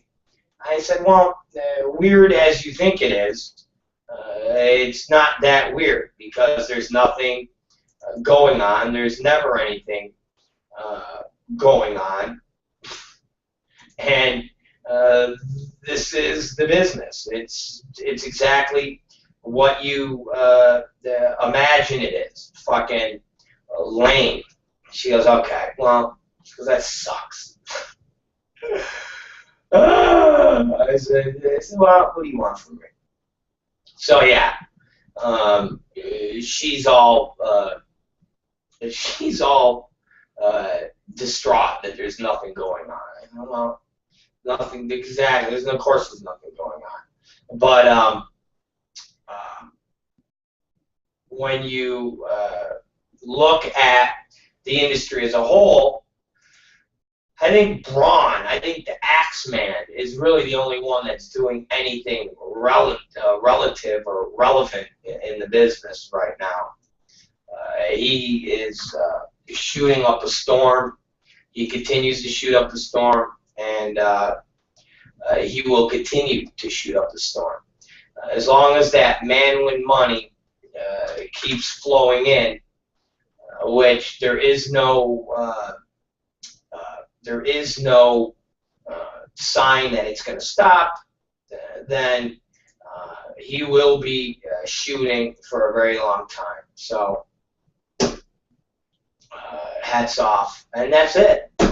That's all that's going on in the business. So more shit is going on in the fucking real world. And I actually have commentary that I'll do tomorrow on this whole Monica Lewinsky situation that's going on. It's a decent bit that I wanted to get into, and we don't have time today to go over it, so we'll talk about it tomorrow. But it is it's something that has been getting a lot of traction, thanks to the Republicans and the notion that Monica Lewinsky somehow went from, I don't know, basically having the scandal with President Bill Clinton and then being ostracized from the world is kind of a fake notion, because you're talking about someone that spent over a decade trying to be famous, from making handbags to writing a book to appearing in Jenny Craig ads. I mean, you know, this notion that this Monica Lewinsky has been hiding and was forced to go into seclusion for all of these years is pretty silly, considering, once again, she was in the public eye trying to get famous and trying to cash in. And she could talk and say how she could talk and say how what she could have done all these things and gotten millions and millions and millions of dollars, but she elected not to. It was bullshit, because she did everything in her power to make millions of dollars. She appeared on Saturday Night Live. She did everything she could to become famous, but it just didn't work for her. I mean, that's the fact. It did not work for her. So in turn, she went to school. But that ultimately is not what she wanted to do. Monica Lewinsky wanted to be the Kim Kardashian, and she was hoping that that's what was going to happen with her. Now, Kim Kardashian is, you know, what, 15 years later? But ultimately, when Monica Lewinsky's sitting around at the age of 40 looking at Octomom, and she's looking at Kardashian, and she's looking at Farrah Abraham, and she's looking at she's looking at the Dugard family. She's just looking at all of these people that are making millions of dollars, and what they are making millions of dollars from is nothing compared to being the girl that was sucking on President Clinton's fucking cock. And she could never parlay that into something worth more than a couple million. And she doesn't want to have a real job. She never wanted to have a real job. Henceforth, she wrote a book. You know, people are making a big deal out of this Vanity Fair thing, but she wrote a book. She wrote a fucking book. She wrote a book, and she went on a book tour. She got $500,000 to write the book, and then another $1 million when it came to royalties and other sales from the book worldwide. So she got $1.5 million. And they go, well, some of that was eaten up by legal fees. Well, okay, but she wrote a book. She wrote a book. She cashed in. She wrote a book and cashed in. She then made a handbag business, selling purses. She was selling high-end purses. That didn't work. Okay, she tried to cash in on her fame there. That didn't work. Then she signed, they say, a $500,000 deal with Jenny Craig. Cashed in again. That didn't work. Okay. Then she did a Tom Green and Saturday Night Live and tried to be part of these interviewee type comedy segments. That didn't work. Okay.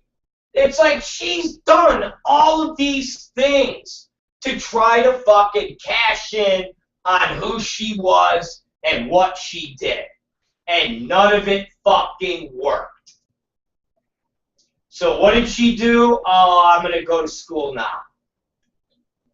So now she went to fucking school, and now she's back writing another tell-all piece in Vanity Fair, and this time she's back and she's good. So she's trying to get famous again. Now that the internet, and now that the celebrity, I would say the celebrity, what the hell do you call it?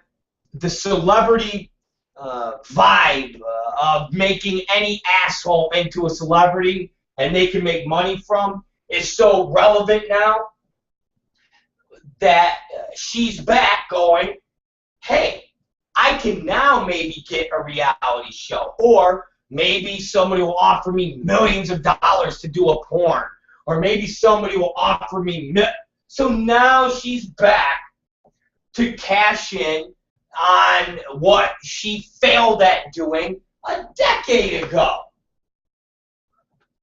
Think about it. She already did everything, so now she's back. And she's like, well, now it's so prevalent in the entertainment business. I know I definitely can go back on Saturday Night Live. I definitely know I could get some type of talk show. So now she's back. And now people, I watch CNN where they're trying to argue, oh, this poor girl, she was a victim and all. What are you talking about? What are you talking about? Well, you know, and she hasn't been able to get work. She hasn't been able to get a job. What are you talking about? This girl tried to ride this fucking train, and it didn't work. Nobody fucking cared. She tried to roll the fucking train. Man, you know, I wasn't going to do my Monica Lewinsky bit, but you got it out of me. You got me a little talking about it. Anyways, let's talk to Katie Summers and the news that we can use, all right? Seriously, let's talk about the news that we can use. That's what we want to talk about right now. Okay? That's what we're going to talk about. And we're going to hit her up right now with news that we can use. All right, here we go. Then I gotta go and check out the set. All right, here we go. Here we go. Here now.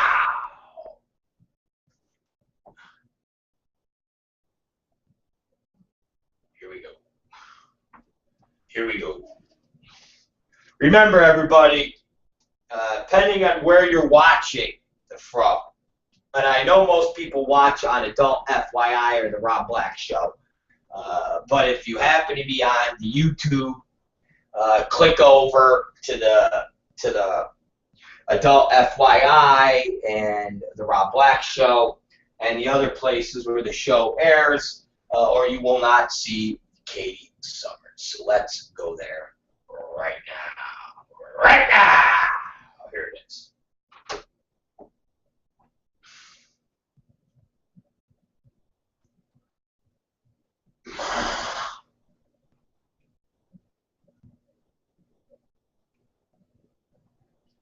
Hi, is this Katie Summers?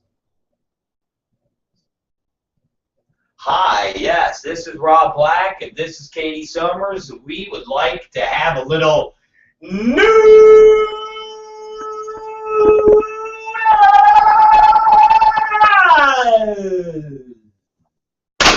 that we can use. Give it to me, Katie Summers, and your sexy big tits.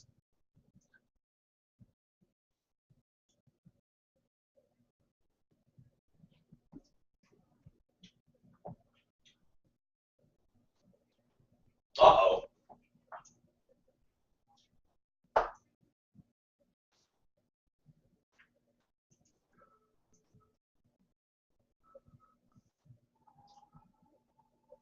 Uh-oh. So you're telling us that you have a packed, bastion of stories. That's what you're saying to us.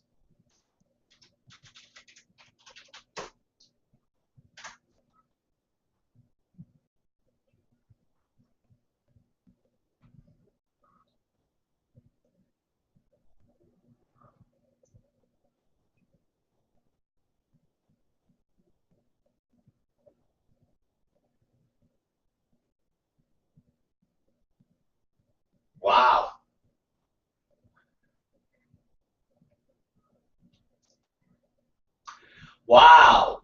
Katie Summers coming in with a traffic report. So President Obama is going to be in LA tomorrow or today also?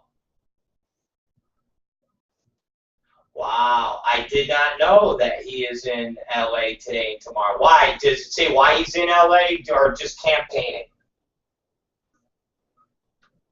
Wow. I'm excited. Is there any way we could go see President Obama?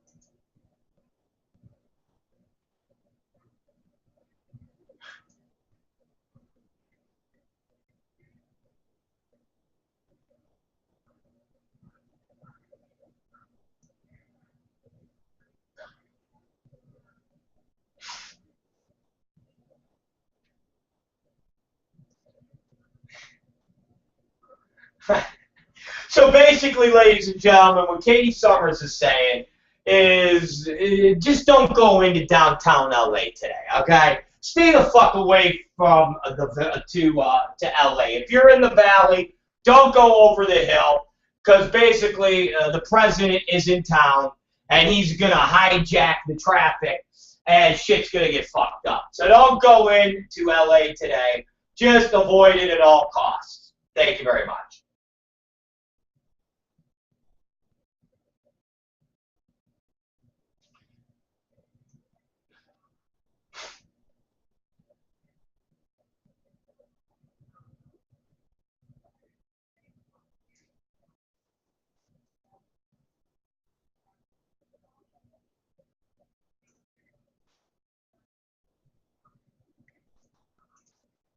Qualcomm Stadium? No, that's no. Qualcomm Stadium is in San Diego. Oh,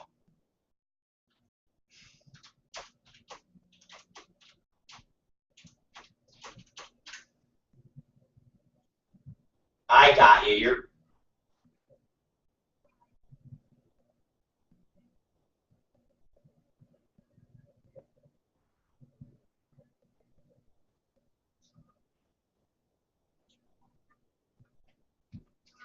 wow, wow. You know what, man? I would pay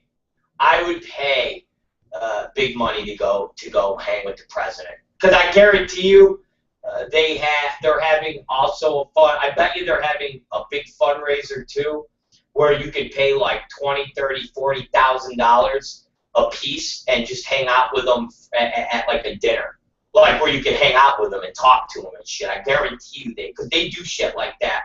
Now with the way the campaign finance reforms are, they do that shit. So now that you can give unlimited amounts of money to campaign, you know, to presidential campaigns and people like that, I guarantee you he will do something where it will be like a private event where you could actually pay big money to like actually sit and have lunch with them and be like, hey, Mr. President, what do you think about the new season of 24? What do you? And so, oh,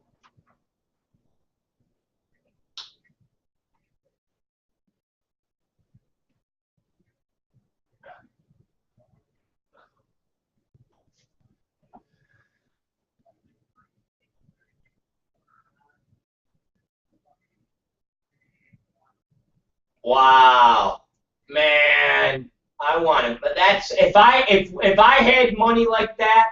If this was back in the extreme days where I had retarded amounts of cash, I would have paid 30 grand to go hang out with the president. I definitely would have. Definitely would have.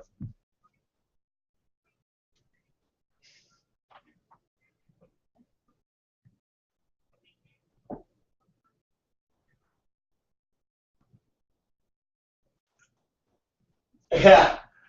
The boom era would have been over, so it was moot then, my love. It was moot.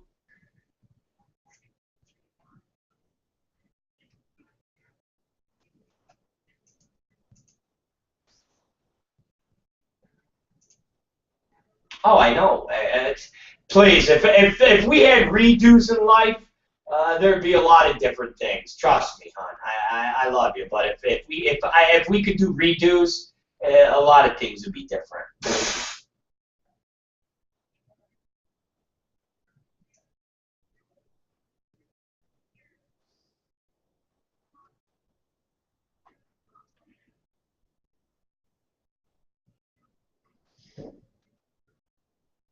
Yeah, very cool. All right, I love it.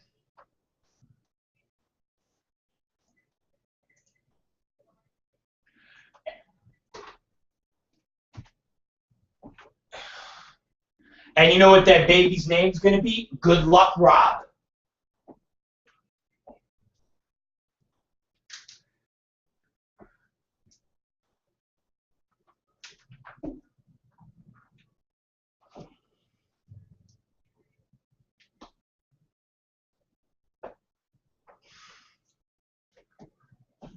It's good. What do you mean? It's Goodluck,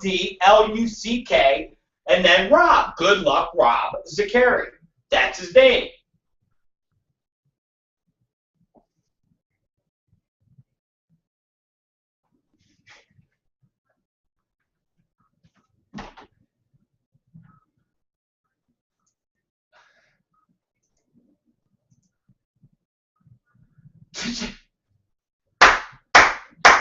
Or how about if we just named him the sounds? So his name is Zakari.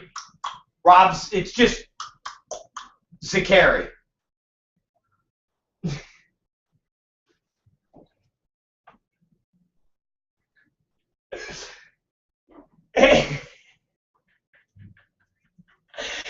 They'd be like, yes, you in the right corner, Zakari. Answer the question for us. And he'd be like, yeah, how you doing? So he's an Italian white kid, but he's got the name of as his first name. It's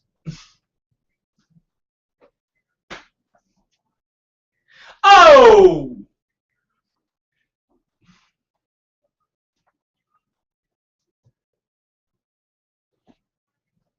because I'll find Zamunda, and together we will have a Zakari. All right, go. I love that.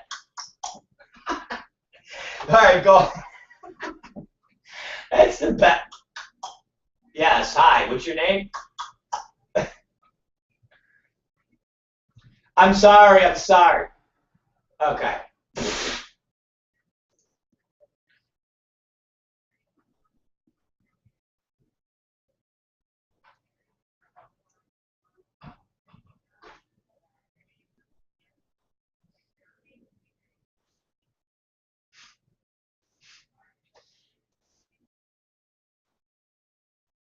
Yeah. All right. He'll be back. He'll be able to fucking go back home, man. All right. The Merce guy.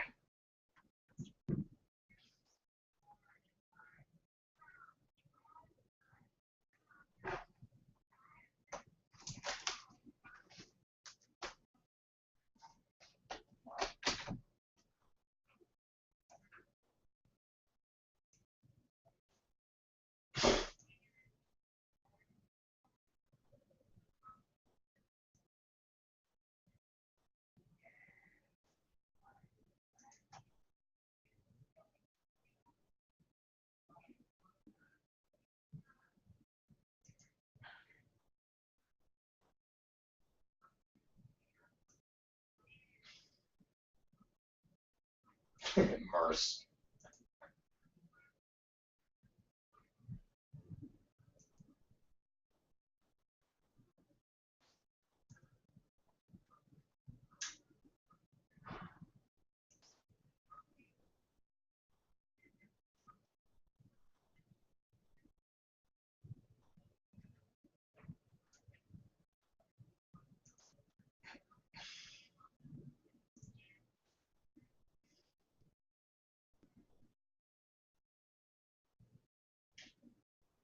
All right. Well, there's the end of the Merce story. It ends nice.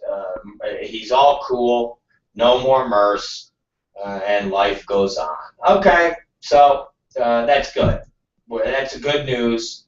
That's good news. That's good luck. That's good luck, Merce.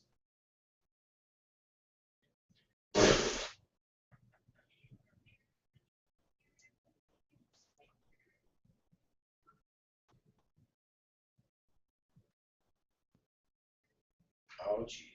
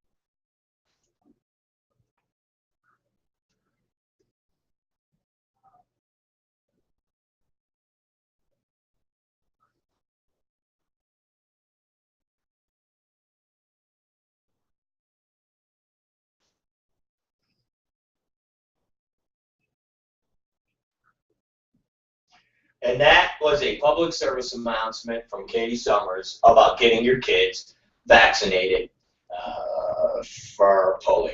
Thank you, Katie Summers. Thank you for that public service message. That was very important. Thank you. Thank you very much. Oh, Jesus. Here we go.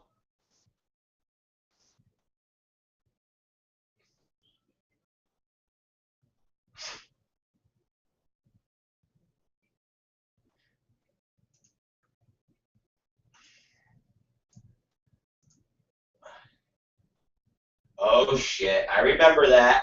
I remember that fucking bird flu shit. I fucking remember bird flu. All right, so now we have somebody with fucking bird flu.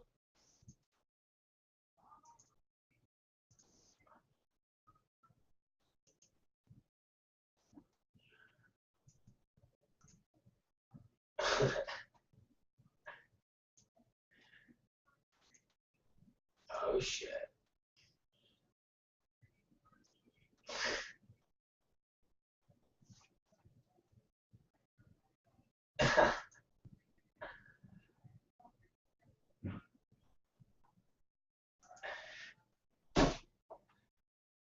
Do we know who the guy is, or it's just we just take a shot, like we just look for any Chinese guy that looks like he's kind of sick? Oh, jeez. Uh-oh.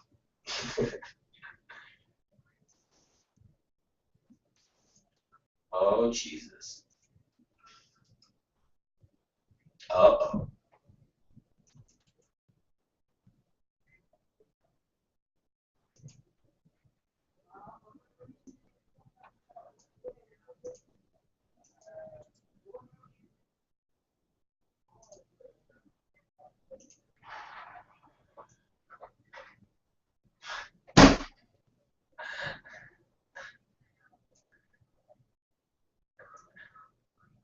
So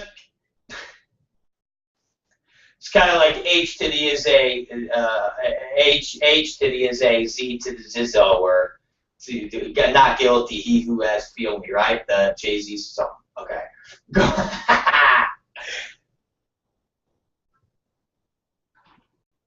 All right, nice. All right, that's H to the Izzo, B to the bird flu, You're all guilty. He who has feels me. All right, so go ahead. I'm stupid. All right, next. Bird flu.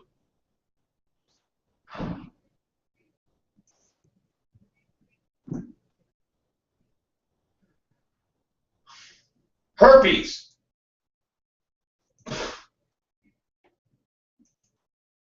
Okay, let's hear about porn people that like, and the government that like porn. Let's hear about that.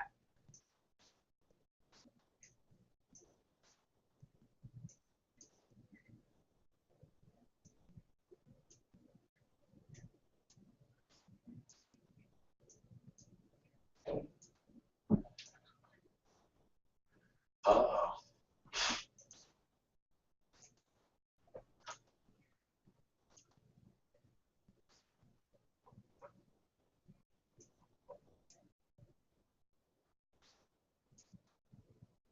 Uh-oh.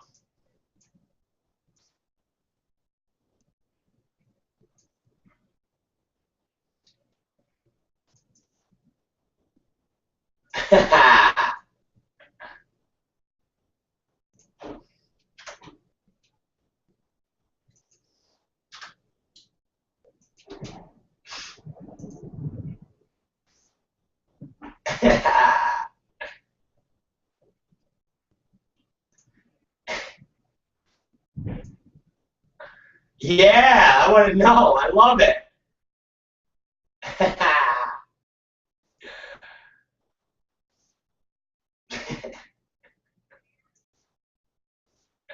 That's definitely a gay site. Really?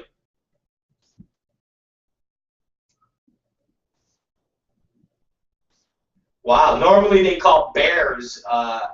That's gay. That's normally means gay.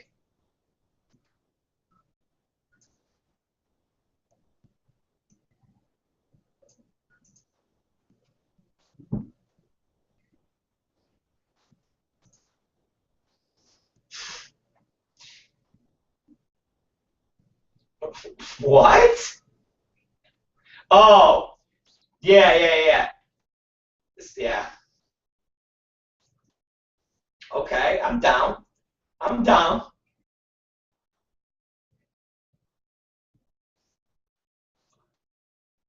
Oh,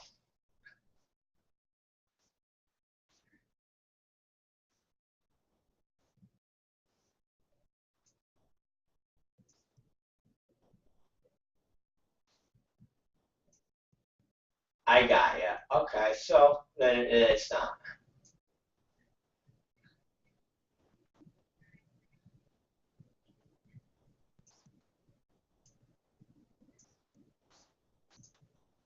Wow, nice.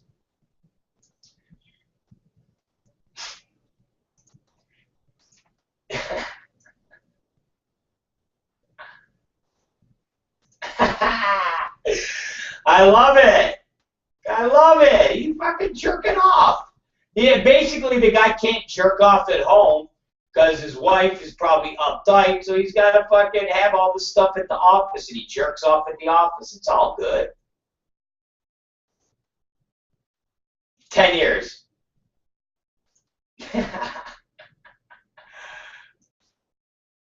Oh, wow. All right.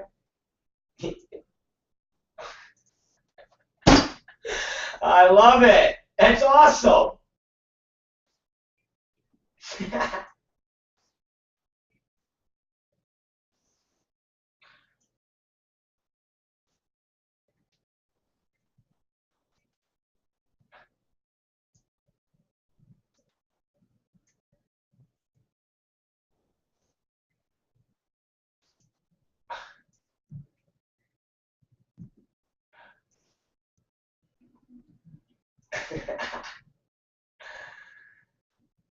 And you know that's all free porn. It's all free porn.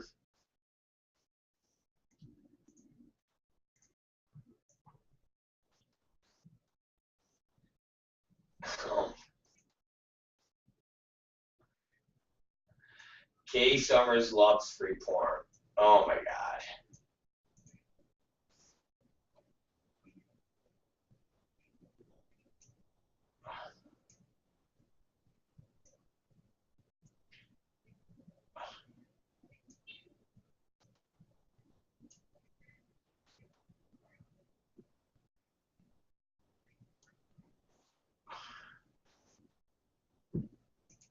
Of course, everybody goes on those.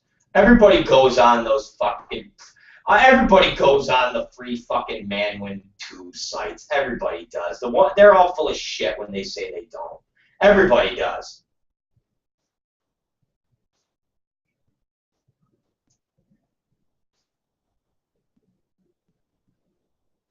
Oh my God, that's so dirty.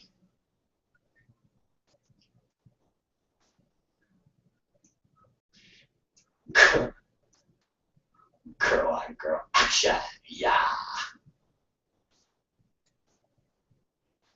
Oh, yeah, I never thought about that. You're right. Who wants to look at a girl that you've actually already fucked before?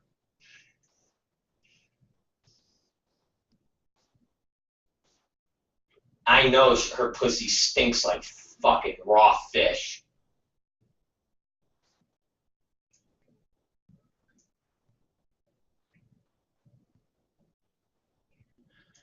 Yeah!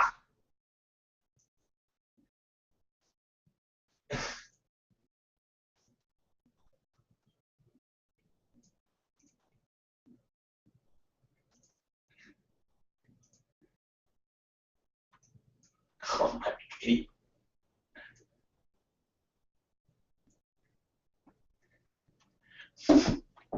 I love it. Yeah, Rob Ford in rehab, feeling good about getting healthy. Yeah, that's good. All right. Wouldn't it be something if you see him come out of rehab and he's lost like 190 pounds?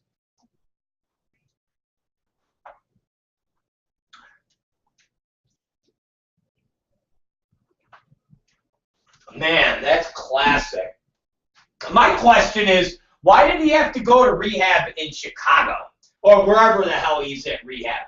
Like, doesn't Canada have any fucking rehab clinics?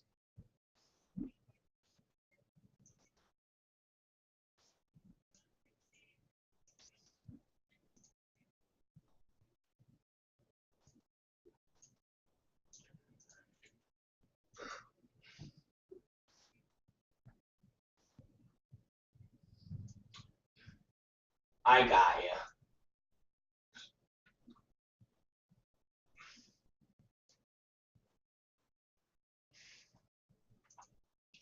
No. Yeah. I want drugs. I got you. I got you. All right, Katie Summers. It's a good observation. Thank you for that. I'm glad you told us that.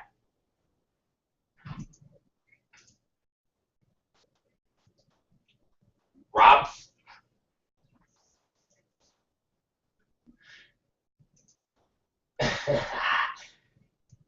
And I'll bet you your bottom dollar that, what does bottom dollar mean? You know, it's like it's, oh, okay. Well, I'll bet your anal sex that when he gets done with rehab, he will resume his office in Toronto, Canada, and continue to be mayor, and he will get his power back, and he'll be in. You watch, because he was already like the mayor, and people didn't care that he was smoking crack before. And now you got the guy actually going to rehab. So he's going to come out and he's going to be like, I'm thin, I don't smoke crack no more, I'm better than I ever was. And the people in Toronto are going to be like, yeah, woo! Dude, this guy is fucking, he's going to be fine. I mean, he's going to be the fucking mayor again. And he'll be back doing dope. Watch, mark my words also. He'll be back doing dope. But this time he'll just do it in moderation. He just won't go overboard, where he actually lets people film him on camera smoking crack, talking about like breaking people's heads, like a fucking Chris Farley sketch from Saturday Night Live.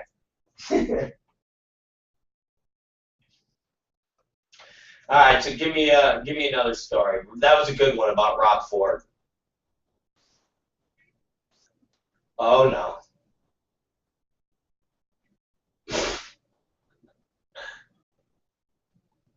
Salt Lake City, Utah is always bad news. Give me what's happening in Salt Lake City, Utah.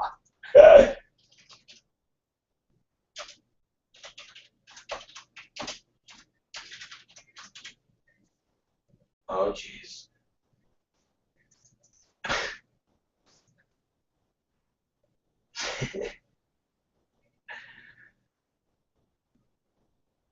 Oh, oh, Jesus. Okay. And I guess that's a no-no.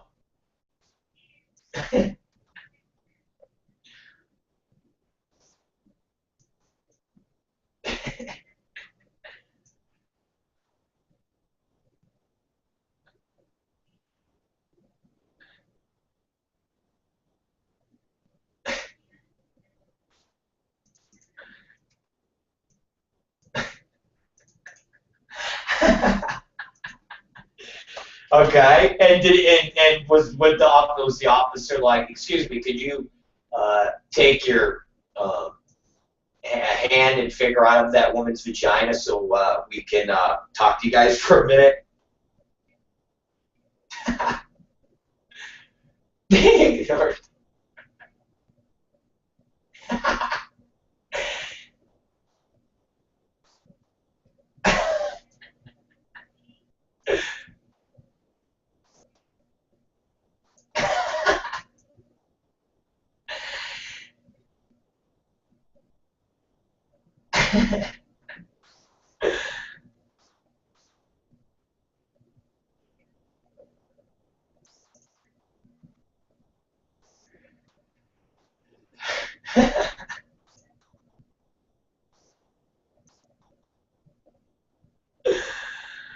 Wow. Okay, so the cop had to pry them apart because they wouldn't stop. Well, I'll tell you, at least I'll tell you this: the couple's lucky the cop decided not to fucking mace them.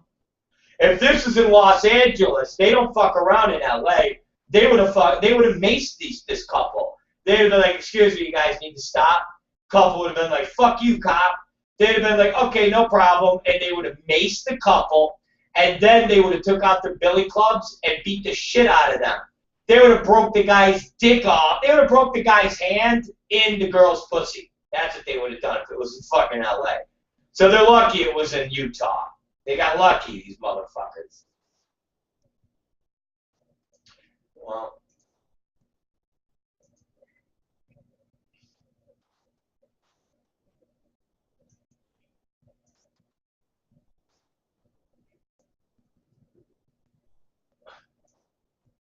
Oh, Jesus.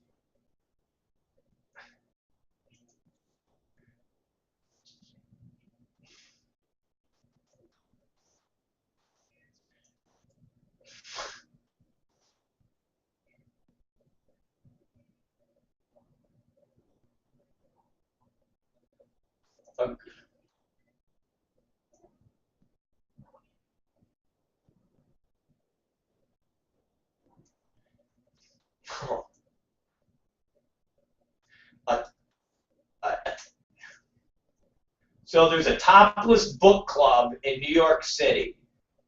Okay, well, how do we go to the topless book club? Like, how do you do this? I want to be part of this. Is it the Oprah book club? Is it a fucking topless Oprah book club? What is it? I want to be part of this.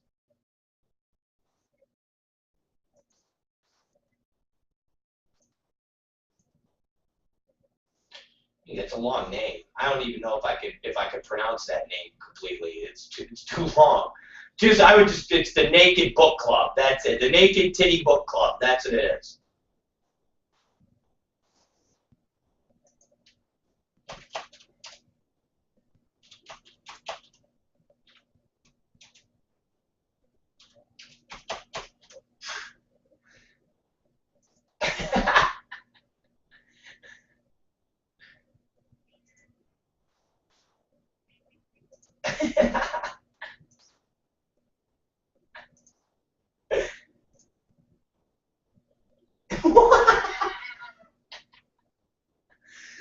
Wait a minute. Abraham Lincoln's, what is it? Abraham Lincoln's total fuck machine? What is it?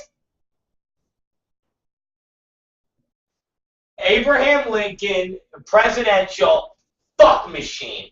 I love that. How do I get that book?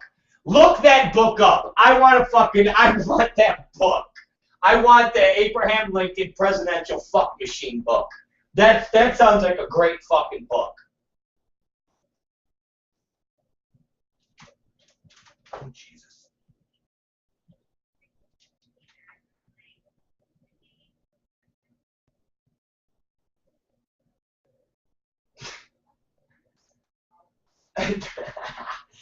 So they're just hipster, douchebag, normal-looking girls with big tits.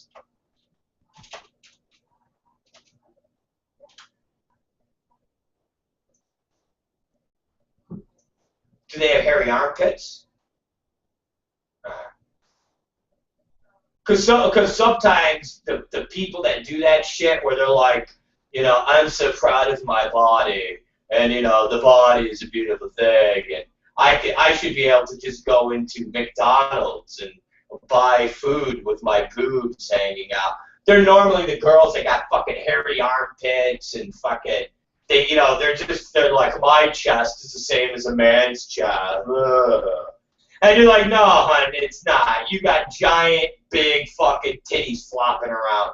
Unless you're the fucking, unless you're the guy, what's his name? Fucking Paulson from a Fight Club. Meatloaf played this guy Paulson, who had big man boobs. Unless you're that guy, you're very different from most men out there. You have big breasts, and when a man sees breasts, they can't control themselves. I mean, let's face it. I'm a man, and a girl could be the most ugliest thing in the world, but if she's got big tits, we always will look at them, and we'll always possibly give them the benefit of the doubt that they might not be that ugly. We really will. If an ugly, fat girl, but she's got really giant tits, we'll actually give her a second look and go, maybe she's not that bad just because she has big tits. That's how fucked up guys are.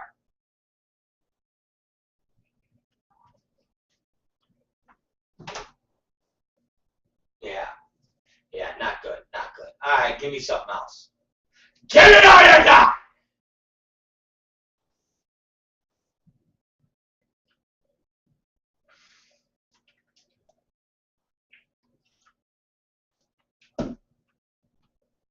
Oh, Jesus. Power Rangers are coming out with a movie. All right.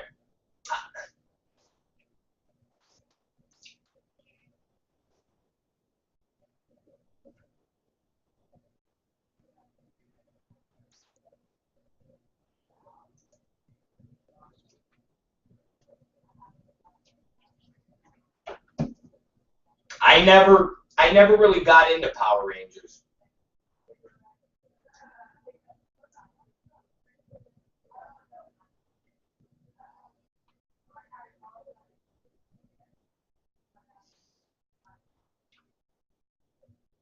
Yeah.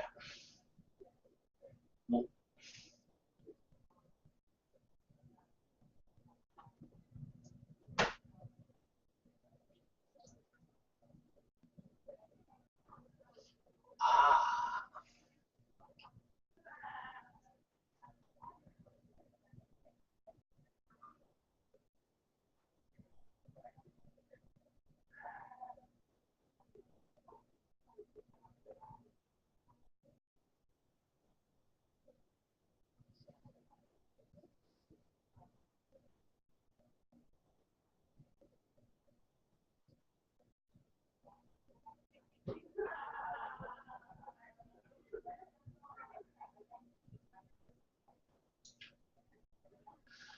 All right.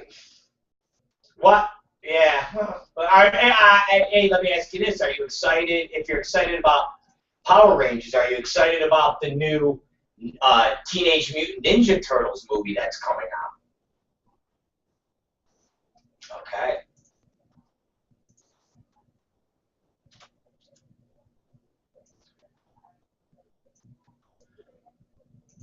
Oh, Godzilla. And when is Godzilla coming out? For the... Oh!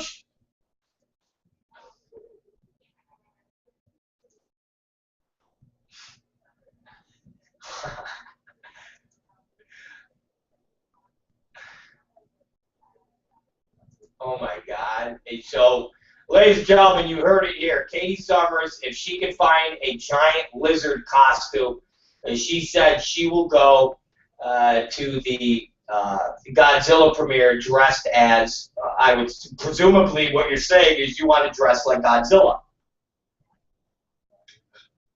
Wow. That could be pretty exciting to see. And I think the fans of the ROB Black Show would like to see you dressed as a lizard. Fuck yeah.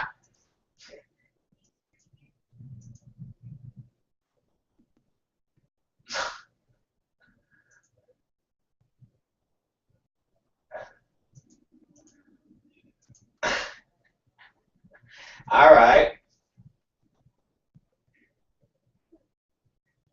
That would be pretty funny. That'd be pretty funny. All right. Well, so you're excited to see God. Now, let me ask you this, Katie Summers. Did you happen to see the Godzilla that was made a long time ago that had Matthew Broderick in it?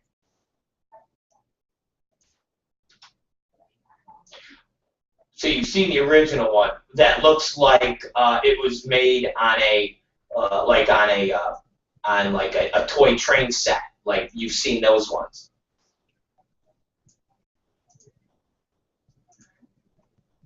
Yeah, and they're like freaking out because Godzilla's fucking storming the little. Yeah, yeah, exactly. I've seen them too. I've seen that. And then I've seen the offshoots where it's Godzilla against Roald Dahl, all sorts of the other variations of Godzilla.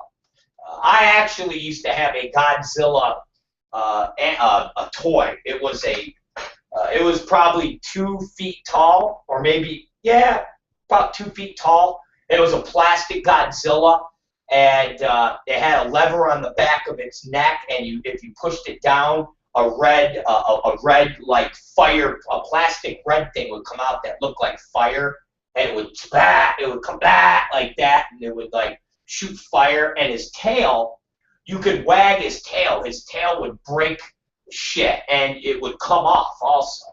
His tail would be like, it would break off. So I had a Godzilla. I did. I had the action figure of Godzilla. Godzilla was big back when I was a kid. Godzilla and the Godzilla cartoons and things like that were fucking huge. So yeah, I was a Godzilla. So I am equally excited to see Godzilla! And it'll be exciting that it does not involve a whole bunch of fucking Chinese people running around like assholes. Japanese, Chinese, what's the fucking difference? All right, fucking Japanese. All right, give me something else. Fuck them.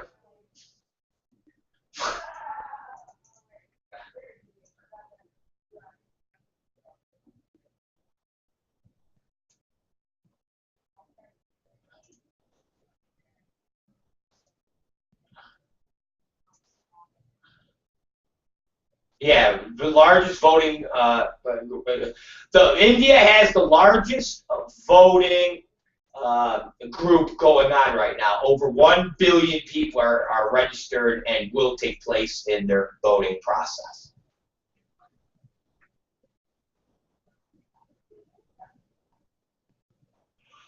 Okay, close. My bad. Almost a billion. I'm off. I was off by 300 million.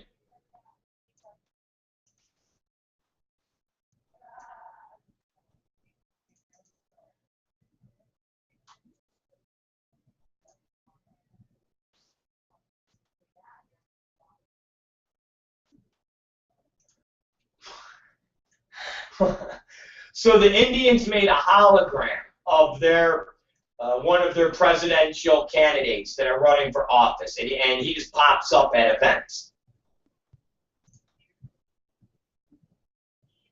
It's awesome.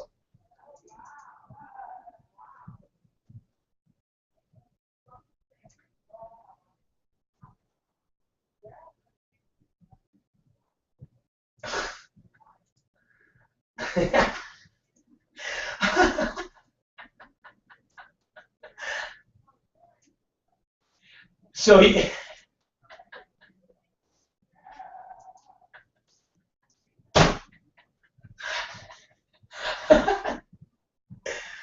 Oh, it's classic. I can't wait. Listen to me, Summers. I can't wait until the set's built and we start with these broadcasts next week. So when you talk about the story and and it flashes up on the screen of a guy in a white dress with knee socks on, people are gonna trip out because I'm envisioning it in my head right now. And listening to you go, he's standing there with a dress and white knee socks. So, yeah, it's going to be great to see this. In a dress. And an orange t-shirt. He's wearing an orange t-shirt. Okay. What's his name?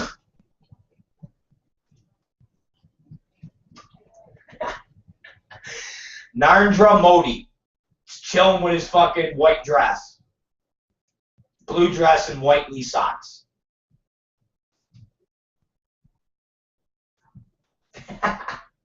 So he's like the Tupac of India. That's what you're saying. It's like a Tupac hologram, except it's an Indian running for president there, and he's a fucking holler. Is he rapping? What's he doing? Is he talking about being a natural-born killer? What the fuck is going on?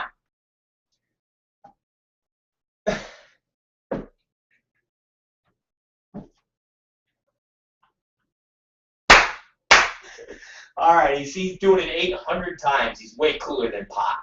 So he's like Pac times 10. Okay.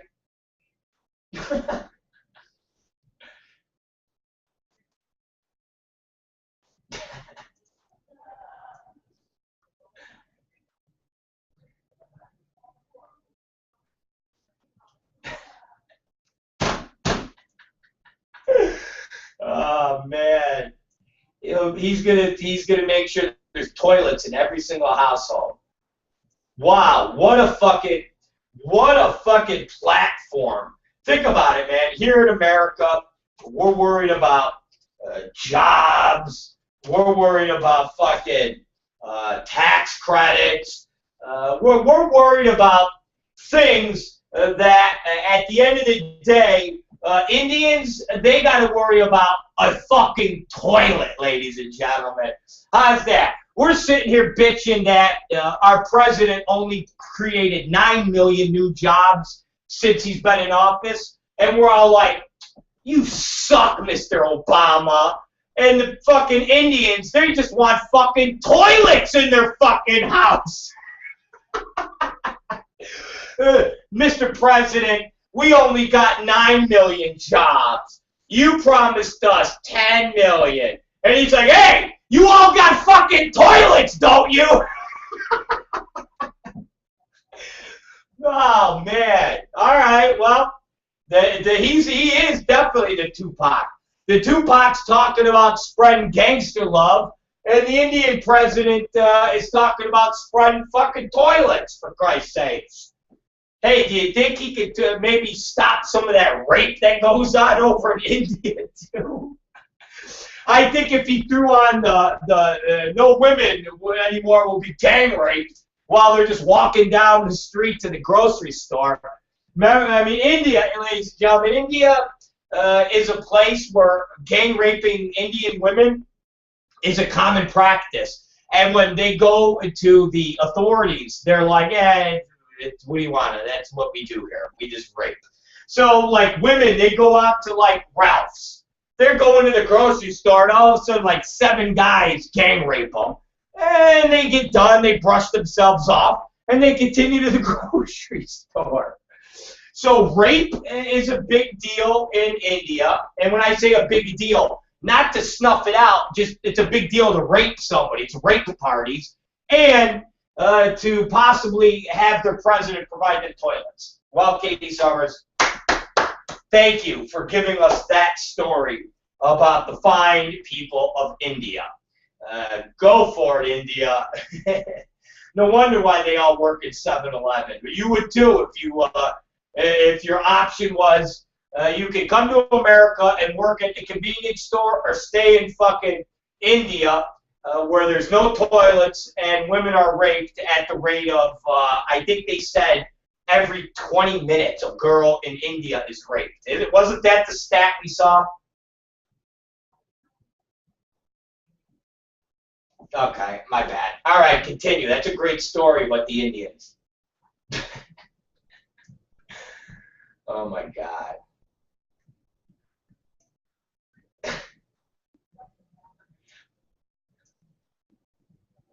Fuck yeah. Our president should have a fucking hologram, man. Damn. He definitely should have a fucking hologram. Our president's fucking super cool. He definitely should have a fucking hologram. I don't know why he don't. Exactly.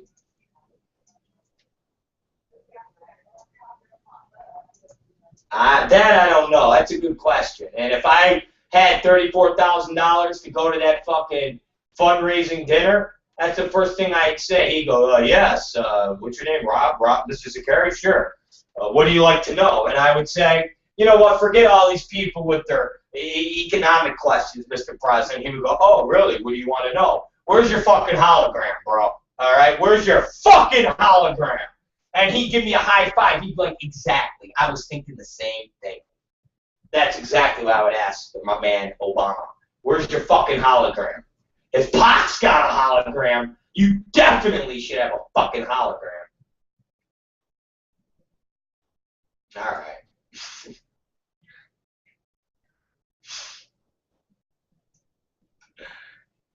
Oh, jeez. Oh, no.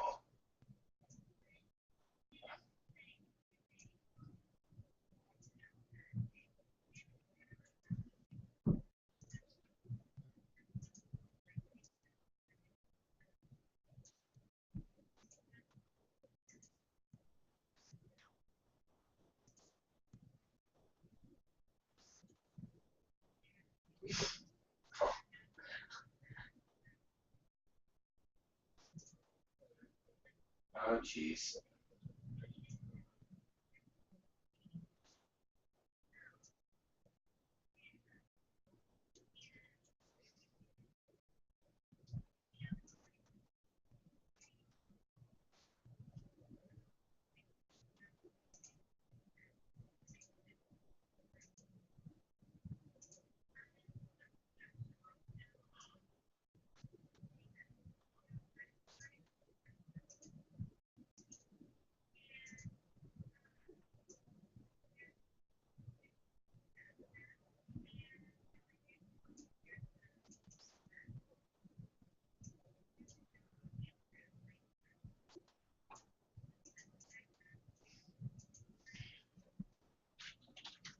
Yeah.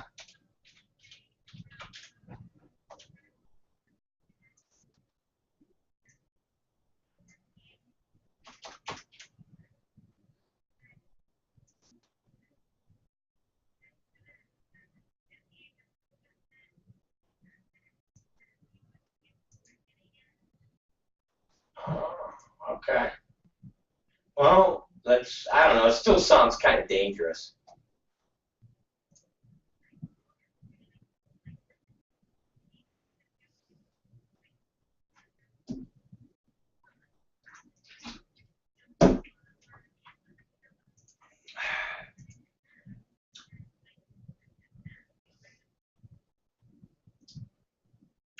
I don't know, man.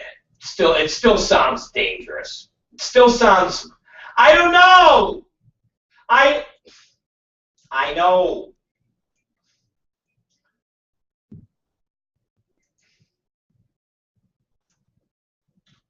All right, all implants are dangerous. Okay, I'm just saying, why introduce more danger into the tit game?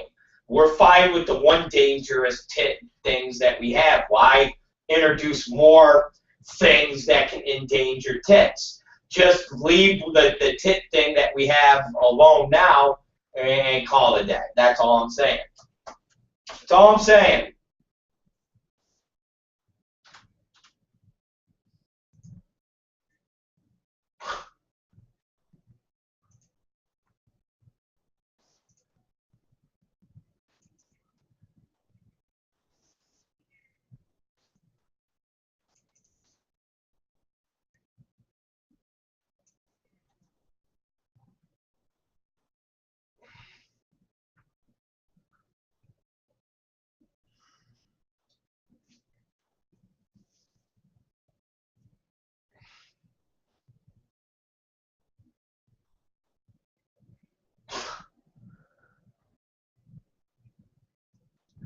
sounds horrible.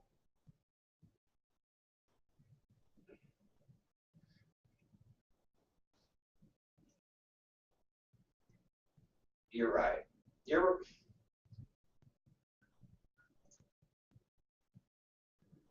right, Katie Summers. I'll give you that. I'll give you that. You're right. They definitely, women definitely do worse sounding stuff to their bodies to make it. Shit, women go and inject their asses with that fucking silicone that you get from fucking Home Depot to make their asses fucking huge. So, and if you guys don't believe me, you could go online and find reports where women are going to these black market style doctors in people's houses in the U.S. and they get like fucking silicone from the Home Depot and inject it in their asses. And that's the extreme version. There's also women that just go out to Mexico and to these backroom doctors who inject surgical silicone. At least that's what they say, but it could still be shit you get from Home Depot into girls' asses. And they have no medical licenses and they have no medical training. They're just some quacky doctor who injects these women to give them butt implants, and it costs $300. No bullshit. It was on a Dateline, NBC, and they actually went with a girl to some backwoods fucking Brazil hut where they did this. So you're right, Katie Summers. Women do crazier shit than this procedure. So my bad. I retort my question.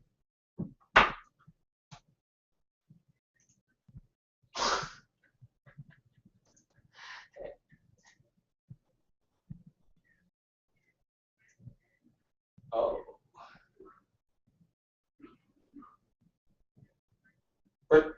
Yeah, Richard Branson owns Virgin Airlines. He owned Virgin Megastore, Virgin. Everything Virgin is Richard Branson. How's that?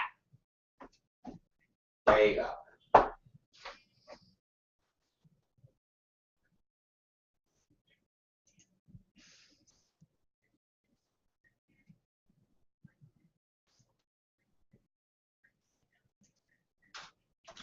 Yeah.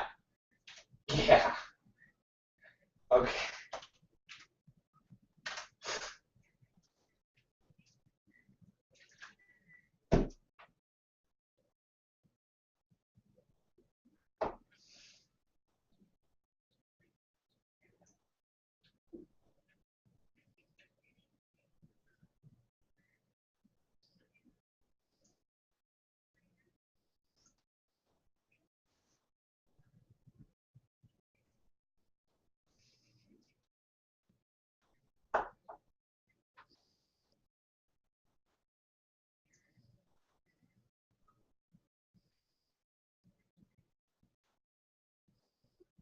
All right, so that's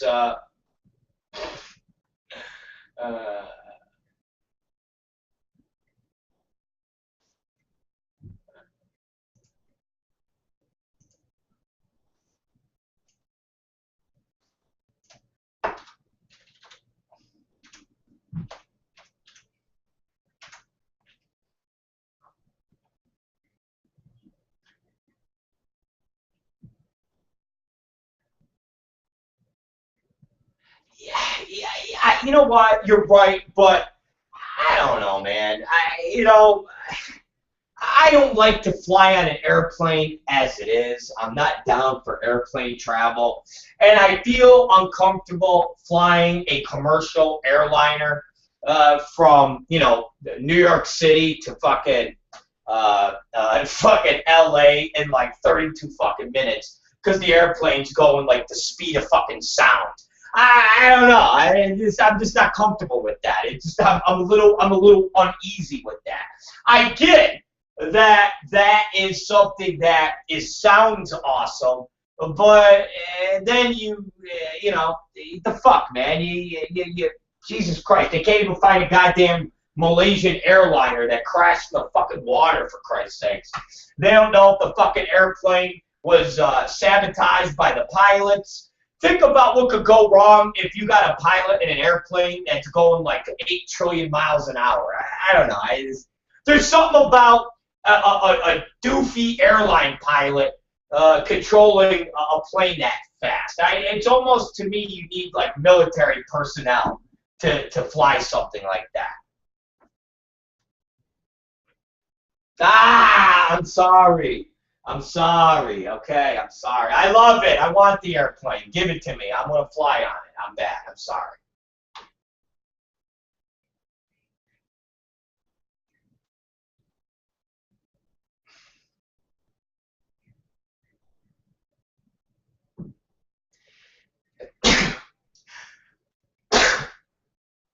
Thank you.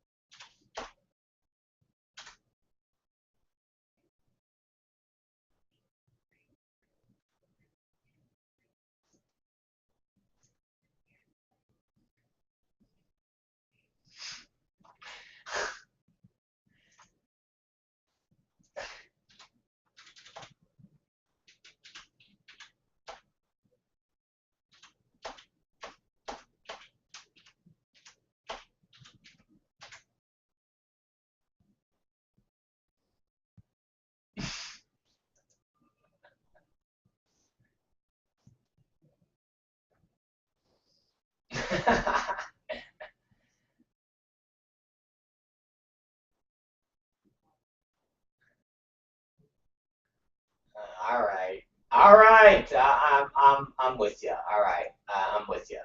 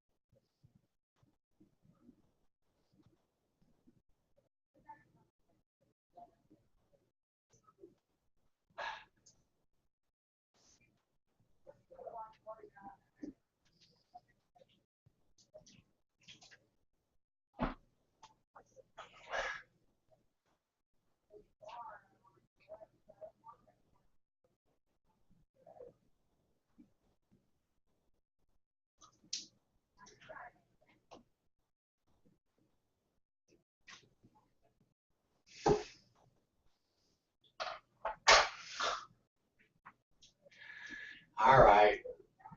All right. It's funny. Okay. I'm with you there. That was amusing. And okay, I'm with you.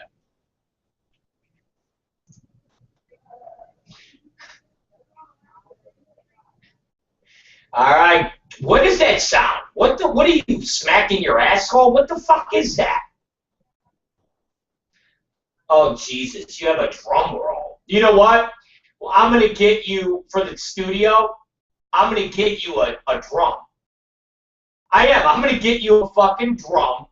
And so when you do the news, you know, the new news, you pull out your drum and you play the drum.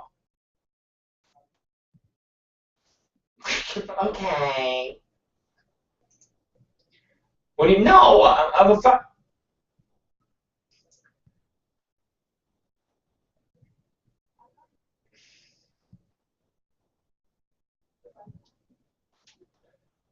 No, I'm gonna get you I'm gonna get you a snare drum, and so you play it like the little drummer boy.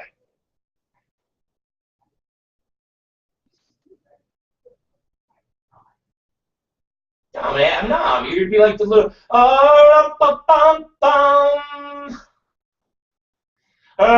bum bum.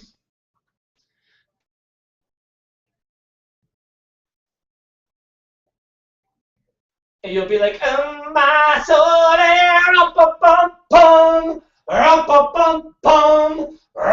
bum bum, like that. What's wrong with that? right, give me this week in news.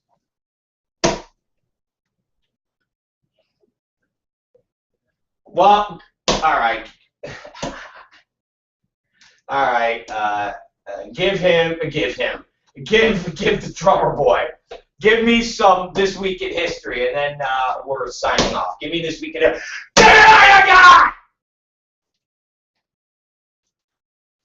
All right, give me.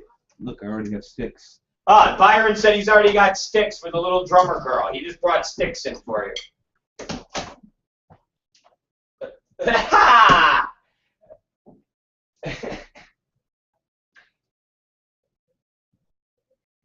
May 7th.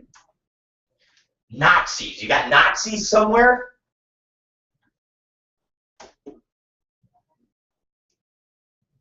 Oh, yeah.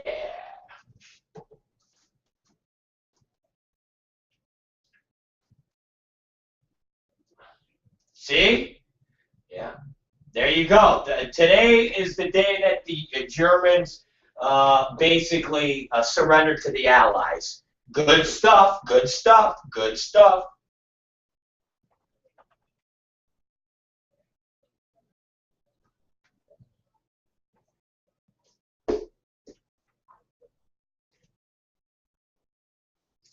Okay, okay. Who gives a shit about that? Go ahead, give me something else.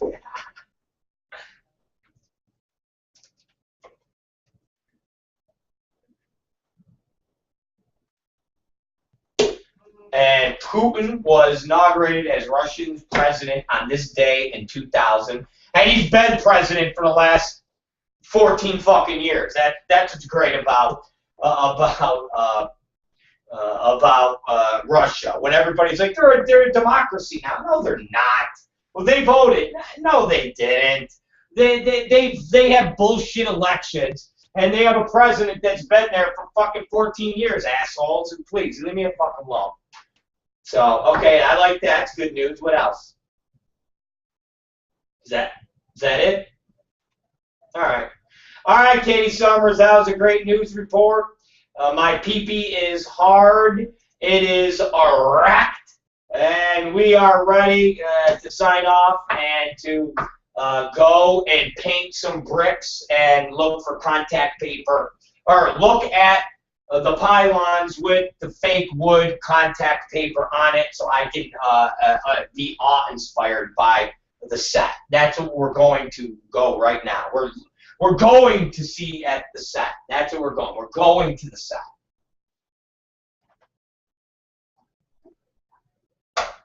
All right. All right, Katie Summers. Tell everybody what's going on and so we can sign off.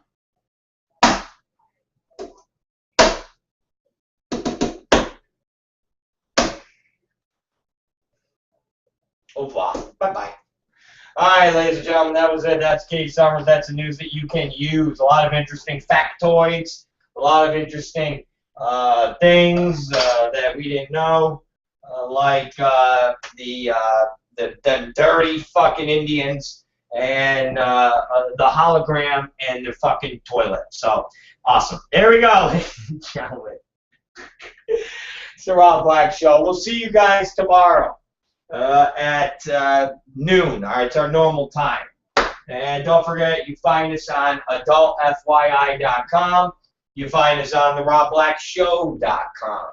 Those are the two main ways you can watch this program. That's adultfyi.com and the robblackshow.com. So go there. Watch us. I feel like I'm doing cowbell from Don't Feel the Reaper. Don't feel the Reaper. Go there, motherfuckers. And don't fear the Reaper. It's the ROB Black Show. We'll see you tomorrow at noon. AdultFYI.com, the robblackshow.com, and all your .coms in between. Thank you for being here, and we will be back tomorrow. All right, here it is, Angel of Death Slayer. Thank you.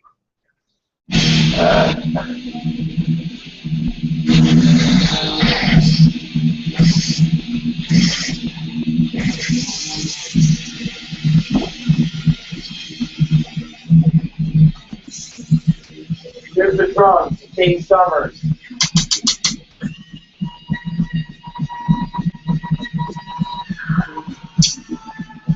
Funny stuff, funny stuff.